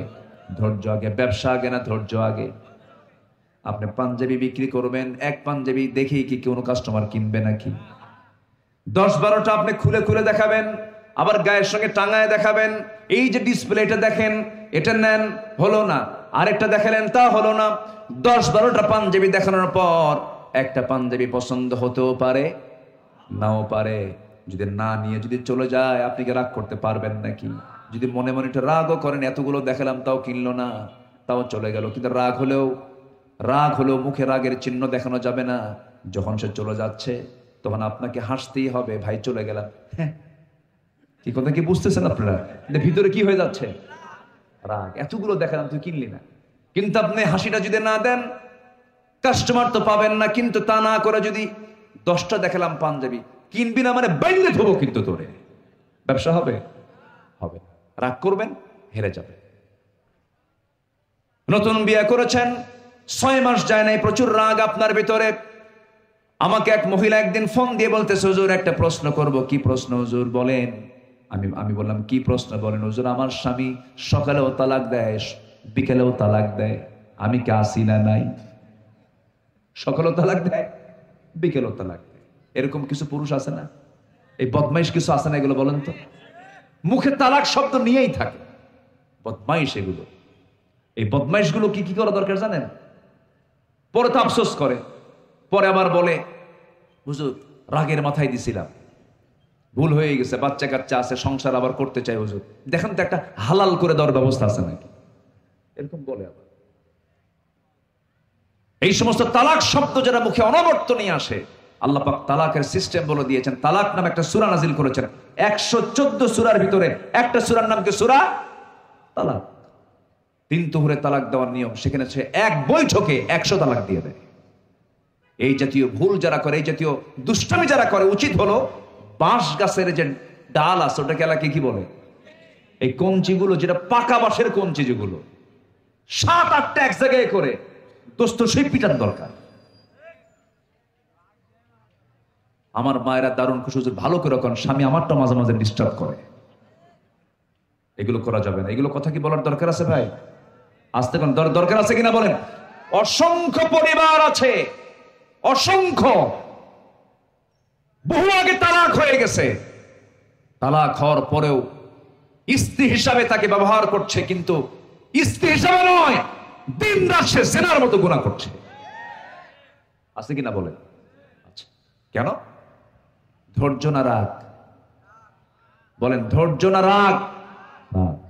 এই জন্য প্রত্যেকটা জায়গায় আমরা ধৈর্যের পরিচয় দেব। জীবনের সকল জায়গায় আমরা ধৈর্যশীল হব। আল্লাহ পাক বলছেন, আজরাহুম বিগাইরি হিসাব, আমি তাকে সীমাহীন পুরস্কার দিয়ে দেব। যেরকম সুবহানাল্লাহ। আমার বন্ধুগণ, সমস্ত পয়গম্বররা যে বিজয়ী হয়েছেন, আল্লাহ পাক তাদের যে সফলতা দান করেছেন, মূল কারণ হলো ধৈর্যের পিরামিড ছিলেন প্রত্যেকটা পয়গম্বর। এত ধৈর্যশীল ছিলেন। তবে একজন নবীর নাম আমার এখন মনে আসলো হঠাৎ করে, যে নবীর নামটা আল্লাহ পাক নিজেও বারবার বলেছেন। আল্লাহ পাক তার কাছে ফেরেশতা সহজে পাঠাতেন না, কারণ ফেরেশতা মাঝে মাঝে থাপ্পড় খায় বিদায় হতো। আল্লাহু আকবার বলেন। আল্লাহ যার সঙ্গে ডাইরেক্ট কথা বলেছেন তার নাম কি বলেন? মুসা আলাইহিস সালাম। খুব প্রচন্ড রাগী লোক ছিলেন, প্রচন্ড মেজাজি ছিলেন। একজনকে একদিন শাসন করতে নিয়ে মারছেন থাপ্পড়, কিন্তু এমন শাসন করলেন, থাপ্পড় মারাও সারা, মরে যাওয়া সারা। যখন মরে গেছে, আল্লাহ বললেন যে, মুসা তুমি এখন এই দেশ থেকে তোমাকে যেতে হবে। কেন? ফেরন তোমার বিরুদ্ধে হত্যার হুলিয়া জারি করেছে। আল্লাহ, আমি তো ওরে মারছি হলো শাসন করার নিয়তে, ও যে মরে যাবে আমি তাকে জানি। মার্ডার কেসের আসামি আমি না, তুমি আল্লাহ নিজে। শেষ পর্যন্ত উনি দেশে থাকতে পারলেন না, চলে গেলেন। প্রচন্ড রাগ ছিল, নবুয়ত তিনি পাননি তখন। দেখেন কি সুন্দর একটা হিকমত আল্লাহ পাক এখানে আমার আপনার জন্য রেখে দিয়েছেন, শিক্ষা রেখে দিয়েছেন। চলে গেলেন, যেদিকে চোখ যায় সেই দিকে চলে গেলেন। তারপর প্রচন্ড তৃষ্ণা, একটু কূপের ধারে গিয়ে বসলেন।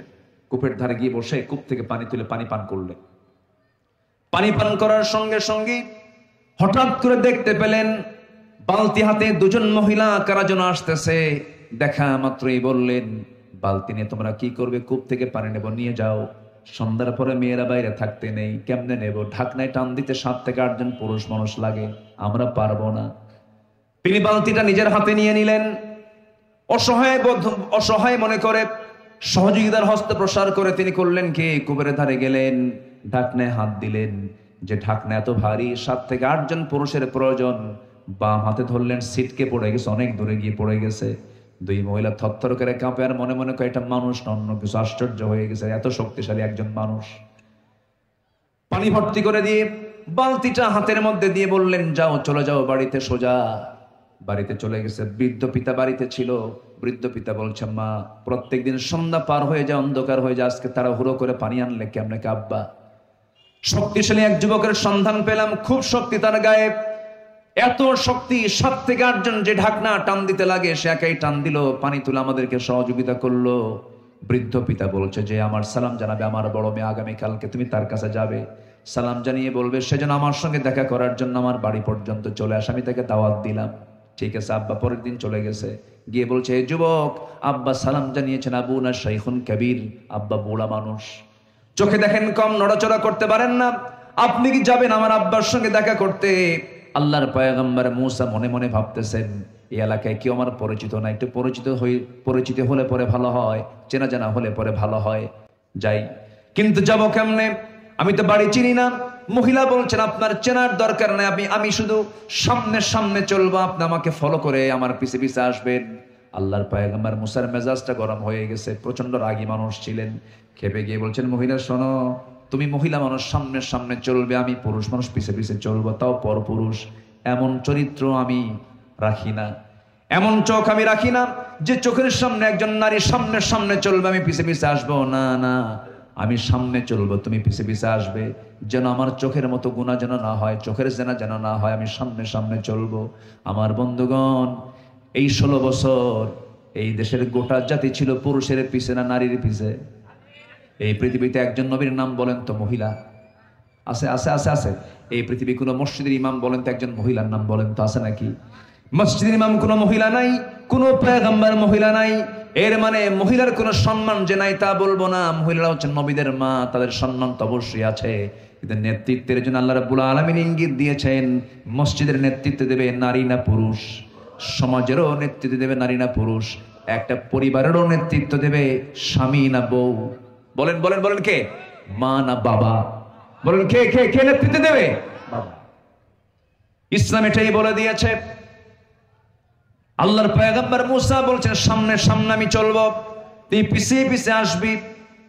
এবার মহিলা মনে মনে চিন্তা করে, গতকালকে দেখলাম শক্তিশালী যুবক একাই টান দিল, ঢাকনা পড়ে গেল, আজকে দেখি চরিত্র ভালো, চেয়ে থাকে না, নারী জাতিকে সম্মান করেছিল, খুব ভালো মানুষ, মনে মনে একটু পছন্দ হয়ে গেছে। চলে গেছেন বাড়িতে। বাড়ি পর্যন্ত যাওয়ার সঙ্গে সঙ্গে বৃদ্ধ লোকটাকে দেখে আল্লাহর পয়গম্বর মূসা আলাইহিস সালাম তখন নবী হন নাই, বৃদ্ধ লোকটাকে দেখে সালাম দিলেন। সালাম সম্পূর্ণ হওয়ার সঙ্গে সঙ্গে সালাম বিনিময় হয়ে গেল, আলিঙ্গন হয়ে গেল, মুআনাকা হয়ে গেল। সঙ্গে সঙ্গে বৃদ্ধ লোকটার মুখ থেকে বের হচ্ছে, হে যুবক, তোমার নাম তো মূসা। উনি আতঙ্কিত হয়ে গেলেন, হারে এত দূর আসলাম, এত দূর সফর করে আসলাম, আমাকে যেন কেউ না চেনে, কিন্তু এই বুড়া লোকটা তো আমাকে চেনে গেল। এবার মূসা আলাইহিস সালাম মনে মনে যখন ভয় করছিলেন, বৃদ্ধ লোকটা বলছে, হে মূসা, তুমি কি চিন্তা করো? কোনো চিন্তা নাই, আমি তোমার নামও জানি, কামও জানি। কি কাম জানেন? একজন মানুষকে থাপ্পড় মারছো, মরে গেছে, এরপরে তুমি ভয়ে এখানে চলে আসছো। আরো জড়সড় হয়ে গেলেন। এবার মূসা মনে মনে হলেন, এবার যেন ধরা খেয়ে গেলাম, বেকায়দায় যেন পড়ে গেলাম। এবার আল্লাহর পয়গম্বর মূসার সামনে, সেই সময় তিনি নবী হন নাই, এই বৃদ্ধ লোকটা বলতেছেন, শোনো মূসা, তুমি বিপদের জায়গায় এসে দাঁড়াও নাই, খারাপ কোনো লোকের সামনে এসে দাঁড়াও নাই। তুমি আমাকে বুড়ো মানুষ মনে করে কি মনে করতেছো জানি না, আমি সাধারণ কোনো বুড়োদের কাতারের বুড়ো নই।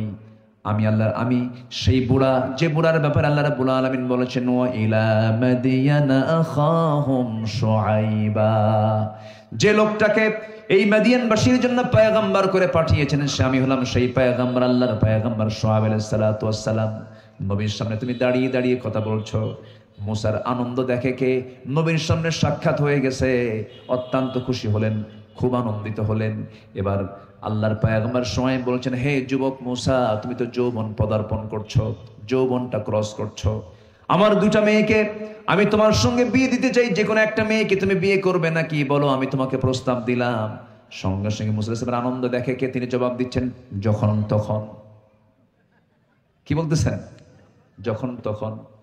এই কথা শোনা মাত্রই আল্লাহর পয়গম্বর শুআইব বলছেন, শোনো, আমি তোমাকে এই মুহূর্তে বিয়ে দিতে পারবো না, কারণ সমস্যা আছে। কি? তোমার রেকর্ড হলো থাপ্পড় মারলি মানুষ মরে, এখন মেয়ে বিয়ে দিয়ে বিপদ হয়ে যাবে, এখন বিয়ে দেবো না। বিয়ে দেব, তবে একটা কাজ তোমাকে করতে হবে। কি কাজ? আমার বাড়ির যে ছাগলগুলো আছে, এই ছাগলগুলো তোমাকে 8 বছর পালতে হবে। 8 বছর পাললে পরে অনার্স কোর্স, আর 10 বছর পাললে পরে মাস্টার্স কোর্স হয়ে যাবে। তুমি কি পালবে নাকি? হ্যাঁ পালবো। এই পৃথিবীতে যত প্রাণী আছে এর মধ্যে সবচেয়ে শান্ত ভদ্র প্রাণীর নাম হলো ছাগল। দেখেন একজন কয় সুবহানাল্লাহ, ঘুম থেকে উঠে গেছে সুবহানাল্লাহ। আসেন দোয়া করে দিই নাকি? আলোচনা চালাবো রে ভাই, জোরে বলি ইনশাআল্লাহ। আলহামদুলিল্লাহ।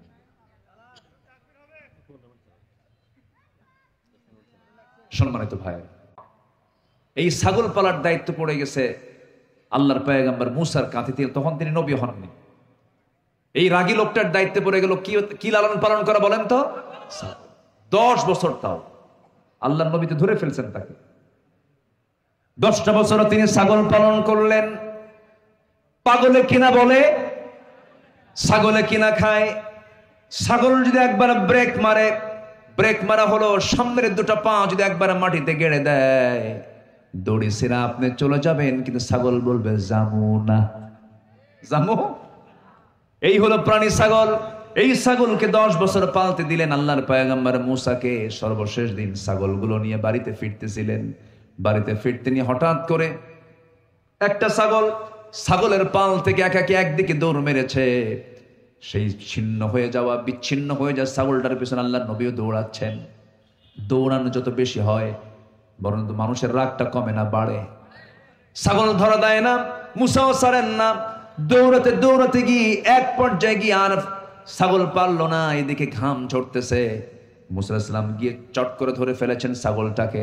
প্রচন্ড রাগ হয়ে গেছে। অনেকক্ষণ দৌড়াইছেন, দুই পা শক্ত করে ধরে শূন্যে চড়িয়েছেন। কি মারবেন?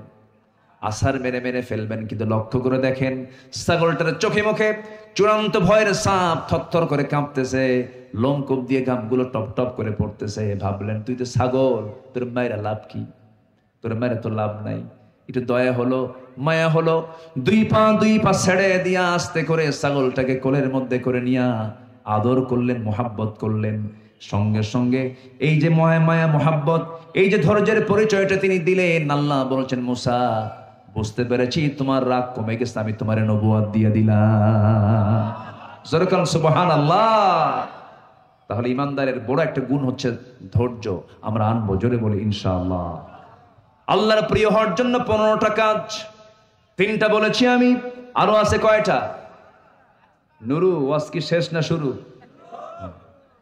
শেষ হয় কেমনে? বহু আলোচনা। নাম্বার 4 হলো আল্লাহকে রব হিসেবে গ্রহণ করা এবং তার পথে অবিচল থাকা। ঈমান আনা সহজ, ঈমান টিকে রাখা কঠিন। নবীর হাতে বায়াত নিয়ে কালিমা পড়ে বেঈমান হয়ে দুনিয়া থেকে বিদায় নিয়ে যেমন রেকর্ড আছে না নাই? আসতে বলবেন না, আছে না নাই? হিজরত করতে গেছে আবিসিনিয়ায়, খ্রিস্টান হয়ে দুনিয়া থেকে বিদায় নিয়েছে, বেঈমান হয়ে দুনিয়া থেকে বিদায় নিয়েছে। এজন্য ঈমান এনেছি, ঈমান নিয়ে টিকে থাকবো। জোরে বলি ইনশাআল্লাহ, আরো জোরে বলি ইনশাআল্লাহ। ইন্নাল্লাযীনা ক্বালু রাব্বুনাল্লাহু সুম্মা ইসতাকামু তাতানাজ্জালু আলাইহিমুল মালায়েকা আল্লা তাখাফু ওয়া লা তাহজানু ওয়া আবশিরু বিল জান্নাতিল্লাতী কুনতুম তুআদুন। নাম্বার 5 হলো আল্লাহর সন্তুষ্টির জন্য আল্লাহর পথে দান করা।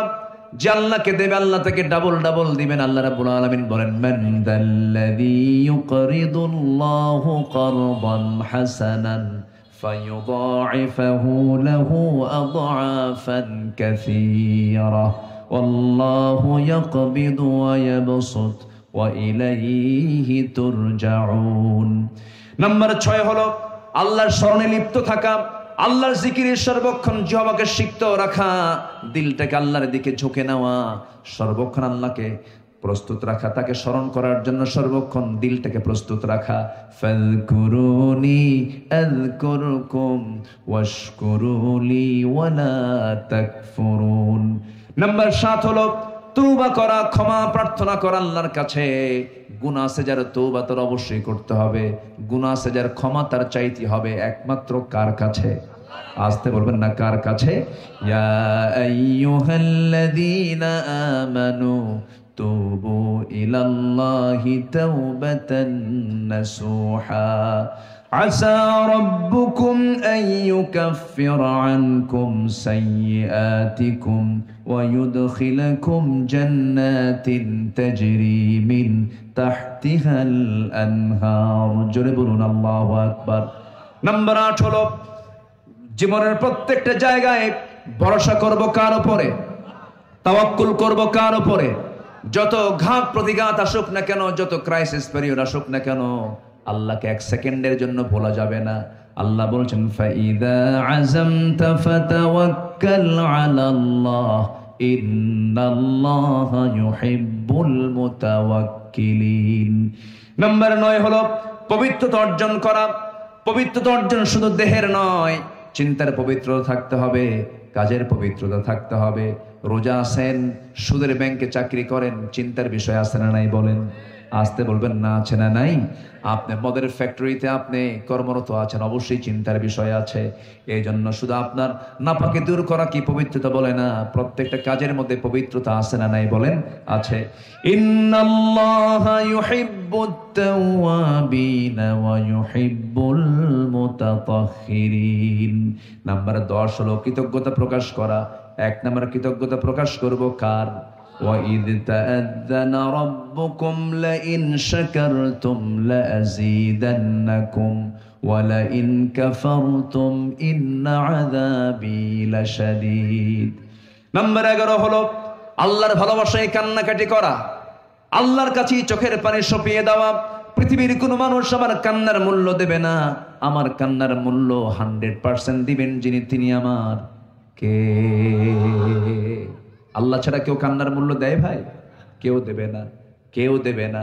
নীরবে নিবৃতে শেষ রাত্রিতে প্রত্যেকটা নরমাল বান্দার জন্য নামাজ হলো 5 ওয়াক্ত। আল্লাহর স্পেশাল যারা বান্দা তাদের জন্য নামাজ হলো 6 ওয়াক্ত। কি হয় কয় ওয়াক্ত বলেন? 6 ওয়াক্ত। তাহাজ্জুদ থেকে শুরু। কিসের থেকে শুরু বলেন?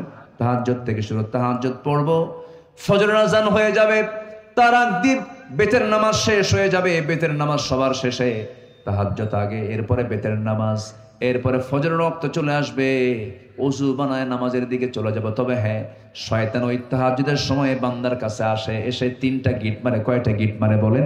3টা গিট মারে। 1 নাম্বার গিট, 2 নাম্বার গিট, 3 নাম্বার গিট মারে। শয়তান করে কি? এই 3টা গিট মেরে চলে যায়। আল্লাহ রাসূল বলেন, আমার রাসূল বলছেন, ও সাহাবীরা, শয়তানের বেঁধে দেওয়া এই 3টা গিট যদি তোমরা ছুটাতে চাও, নাম্বার 1 হলো তুমি কি করবে? আজান শোনার সঙ্গে সঙ্গে যদি বিছানার সঙ্গে তোমার পিঠটা যদি পৃথক করে ফেলতে পারো, বসতে যদি পারো, বিছানা থেকে উঠে বসবে, 1 নাম্বার গিট ছুটে চলে যাবে। 2 নাম্বার গিট ছুটবে তুমি ওযু যখন বানাবে, 2 নাম্বার গিটটা ছুটে চলে যাবে। নাম্বার 3 গিটটা ছুটার জন্য যখন তুমি ওযু বানায় যখন মসজিদের দিকে রওনা দেবে, নামাজ আদায় করে নামাজ শুরু করে দেবে, সঙ্গে সঙ্গে শয়তানের 3 নাম্বার গিটটাও ছুটে যায়। 24 ঘন্টা শয়তান তোমার ধারে পাশে আসার সাহস পায় না। কয়টা গিট মারে শয়তান বলেন? এই 3টা গিট কি সবাই ছুটাতে চান? সবাইকে ছুটাতে চান? কয়টা কাজ করে বলেন? কয়টা কাজ করে? বিছনা থেকে নিজের পৃথক, বিছনা থেকে নিজের পিঠটাকে পৃথক করা, ওযু বানানো, নাম্বার 3 নামাজে দাঁড়ানো। 3টা গিট ছুটে যাবে। এই সিদ্ধান্ত আজকে থেকে নেবেন কারা কারা? একটু হাত তুলে দেখান তো দেখি। জোরে বলি ইয়া আল্লাহ। আমাদেরকে 5 ওয়াক্ত সালাত আদায় করার তৌফিক তুমি আল্লাহ দিয়া দাও। জোরে বলি আমিন। আরো জোরে আমিন, আরো জোরে আমিন। একটা কথা প্রায় আমি বলি, বলুন তো আমার দেশে নামাজি বেশি না ইমানদার বেশি? হ্যাঁ, ভালো করে বলবেন, নামাজি বেশি না ইমানদার বেশি? ইমানদার বেশি, নামাজি কম। বলে না যে হুজুর নামাজ না পড়ি ইমান তো আছে আমার, আছে না? বলে না? বলে কিনা? বলে কিনা? তাহলে দেখেন, এমন ইমানদার নামাজ নাই, এমন ইমানদার কি নাই? নামাজ নাই। সেই ইমানদারের কি মূল্য কি আল্লাহর কাছে থাকবে? থাকবে না। নামাজ পড়লেই ইমানদারের মূল্যটা চলে আসবে। নাম্বার 12 হলো সালাতের প্রতি যত্নবান হওয়া, আল্লাহর সামনে বিনম্র হয়ে দাঁড়ানো। হাফিজু আলাস সালাওয়াতি ওয়াস সালাতিল বুসতা ওয়া কুমু লিল্লাহি কানিতিন। নাম্বার 13 হলো আল্লাহর পথে জ্ঞান অর্জনে নিজেকে দৃঢ় রাখা। জ্ঞান আমাকে আপনাকে ঠকাবে না। জ্ঞান এমন একটা অস্ত্রের নাম, এমন একটা শক্তির নাম, শয়তান আপনার জ্ঞানের কাছে হেরে যায়। শয়তান আসে হলো জ্ঞানীর কাছে না মূর্খের কাছে? মূর্খের কাছে। সে সহজে, সে মানে চতুর্দিকে সে মানে ছড়িয়ে আপনাকে আক্রান্ত করার চেষ্টা করে, কিন্তু আপনার কোরআনের জ্ঞান যখন থাকবে শয়তান আপনাকে সহজে ওয়াসওয়াসা দিতে পারবে না। আল্লাহ রাব্বুল আলামিন বলেন, ইয়ারফাইল্লাহু আল্লাযীনা আমানু মিনকুম ওয়াল্লাযীনা উতুল ইলমা দারাজাত ওয়াল্লাহু বিমা তা'মালুনা খাবীর। সূরাতুল মুজাদালা আয়াত নাম্বার 11 আল্লাহ রাব্বুল আলামিন বলেন, ইলম যারা হাসিল করবে আমি আল্লাহ তাদেরকে বিশাল মর্যাদা দিয়ে দেব। জোরে করুন সুবহানাল্লাহ। নাম্বার 14 হলো সৎকর্মশীল হওয়া, খারাপ কোনো কাজে না যাওয়া, ভালো কাজে অংশগ্রহণ করা।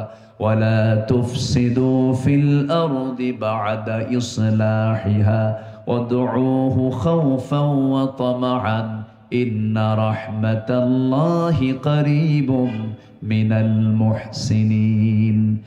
সর্বশেষ হলো ইনসাফ এবং ইহসান অবলম্বন করা। ইনসাফ এবং ইহসান যার মধ্যে থাকবে সে ব্যক্তি জাহান্নাম যাবে না। একটা আয়াত সবচেয়ে ব্যাপক অর্থ বহন করে, একটা আয়াত কোরআনে কারীমের, সেই আয়াতটা সবাই আমরা কম বেশি মুখস্থ আছে আমাদের। সূরাতুন নাহল আয়াত নাম্বার 90। প্রত্যেকটা খতিব জুমার খুতবায় আয়াত অবশ্যই বলেন তারা, যারা পারেন ঠোঁট মিলিয়ে বলুন, ইন্নাল্লাহা ইয়া'মুরু বিল আদলি ওয়াল ইহসান ওয়া ইতা'i যিল কুরবা ওয়া ইয়ানহা আনিল ফাহশাই ওয়াল মুনকারি ওয়াল বাগি ইয়া'iদুকুম লা'আল্লাকুম তাযাক্কারুন। ইনসাফ হলো যার যে প্রাপ্যতা তাকে বুঝিয়ে দেওয়া। ইহসান হলো অন্যের প্রতি নিজেকে সেবার জন্য নিজেকে প্রস্তুত রাখা, দয়া পরব, সহানুভূতি দেখানো। এই দুইটা জিনিস যদি কোনো বান্দার মধ্যে থেকে যায়, আল্লাহ পাক ওই বান্দাকে প্রিয় বান্দা হিসেবে গ্রহণ করেন। আর আল্লাহর প্রিয় হয়ে গেলে বান্দার জীবনে আর কিছু প্রয়োজন নাই। আল্লাহ কবুল করুন, জোরে বলে আমিন। আরো জোরে, আরো জোরে। যে যেখানে আছেন একটু বসে পড়ুন। আমরা এখন কাঙ্ক্ষিত দোয়ার দিকে যাব। 11:59 বাজে। আমরা শেষের দিকে আস্তে আস্তে চলে যাচ্ছি। আমরা চাইবো কার কাছে বলেন তো? আল্লাহর কাছে চাইবো। আমরা সবাই বলি সুবহানাকাল্লাহুম্মা ওয়া বিহামদিকা আশহাদু আল্লা ইলাহা ইল্লা আনতা আস্তাগফিরুকা ওয়া আতুবু ইলাইকা। চিৎকার মেরে বলি, ইয়া আল্লাহ, আমার জীবনের সগীরা কবীরা, ছোট বড় সব গুনাহ তুমি আল্লাহ মাফ করে দাও। এলাকায় কি দোয়া হয় না? তো যাচ্ছেন কেন? আব্বা আম্মার জন্য দোয়া করার ইচ্ছা হয় না? তো এত কৃপণ হলে হবে? আল্লাহ আব্বা আম্মার জন্য দোয়া শিখিয়ে দিই, দোয়াটা করে যান। সবাই বসেন, আমরা একসঙ্গে দোয়ায় শামিল হব। আমরা দোয়ার দিকে যাব। সম্মানিত সভাপতি মহোদয় একটু কথা বলবেন, জাস্ট উনি সমাপ্তি টানবেন, এরপর আমরা দোয়ায় চলে যাচ্ছি ইনশাআল্লাহ। ঠিক আছে। বিসমিল্লাহির রহমানির রহিম।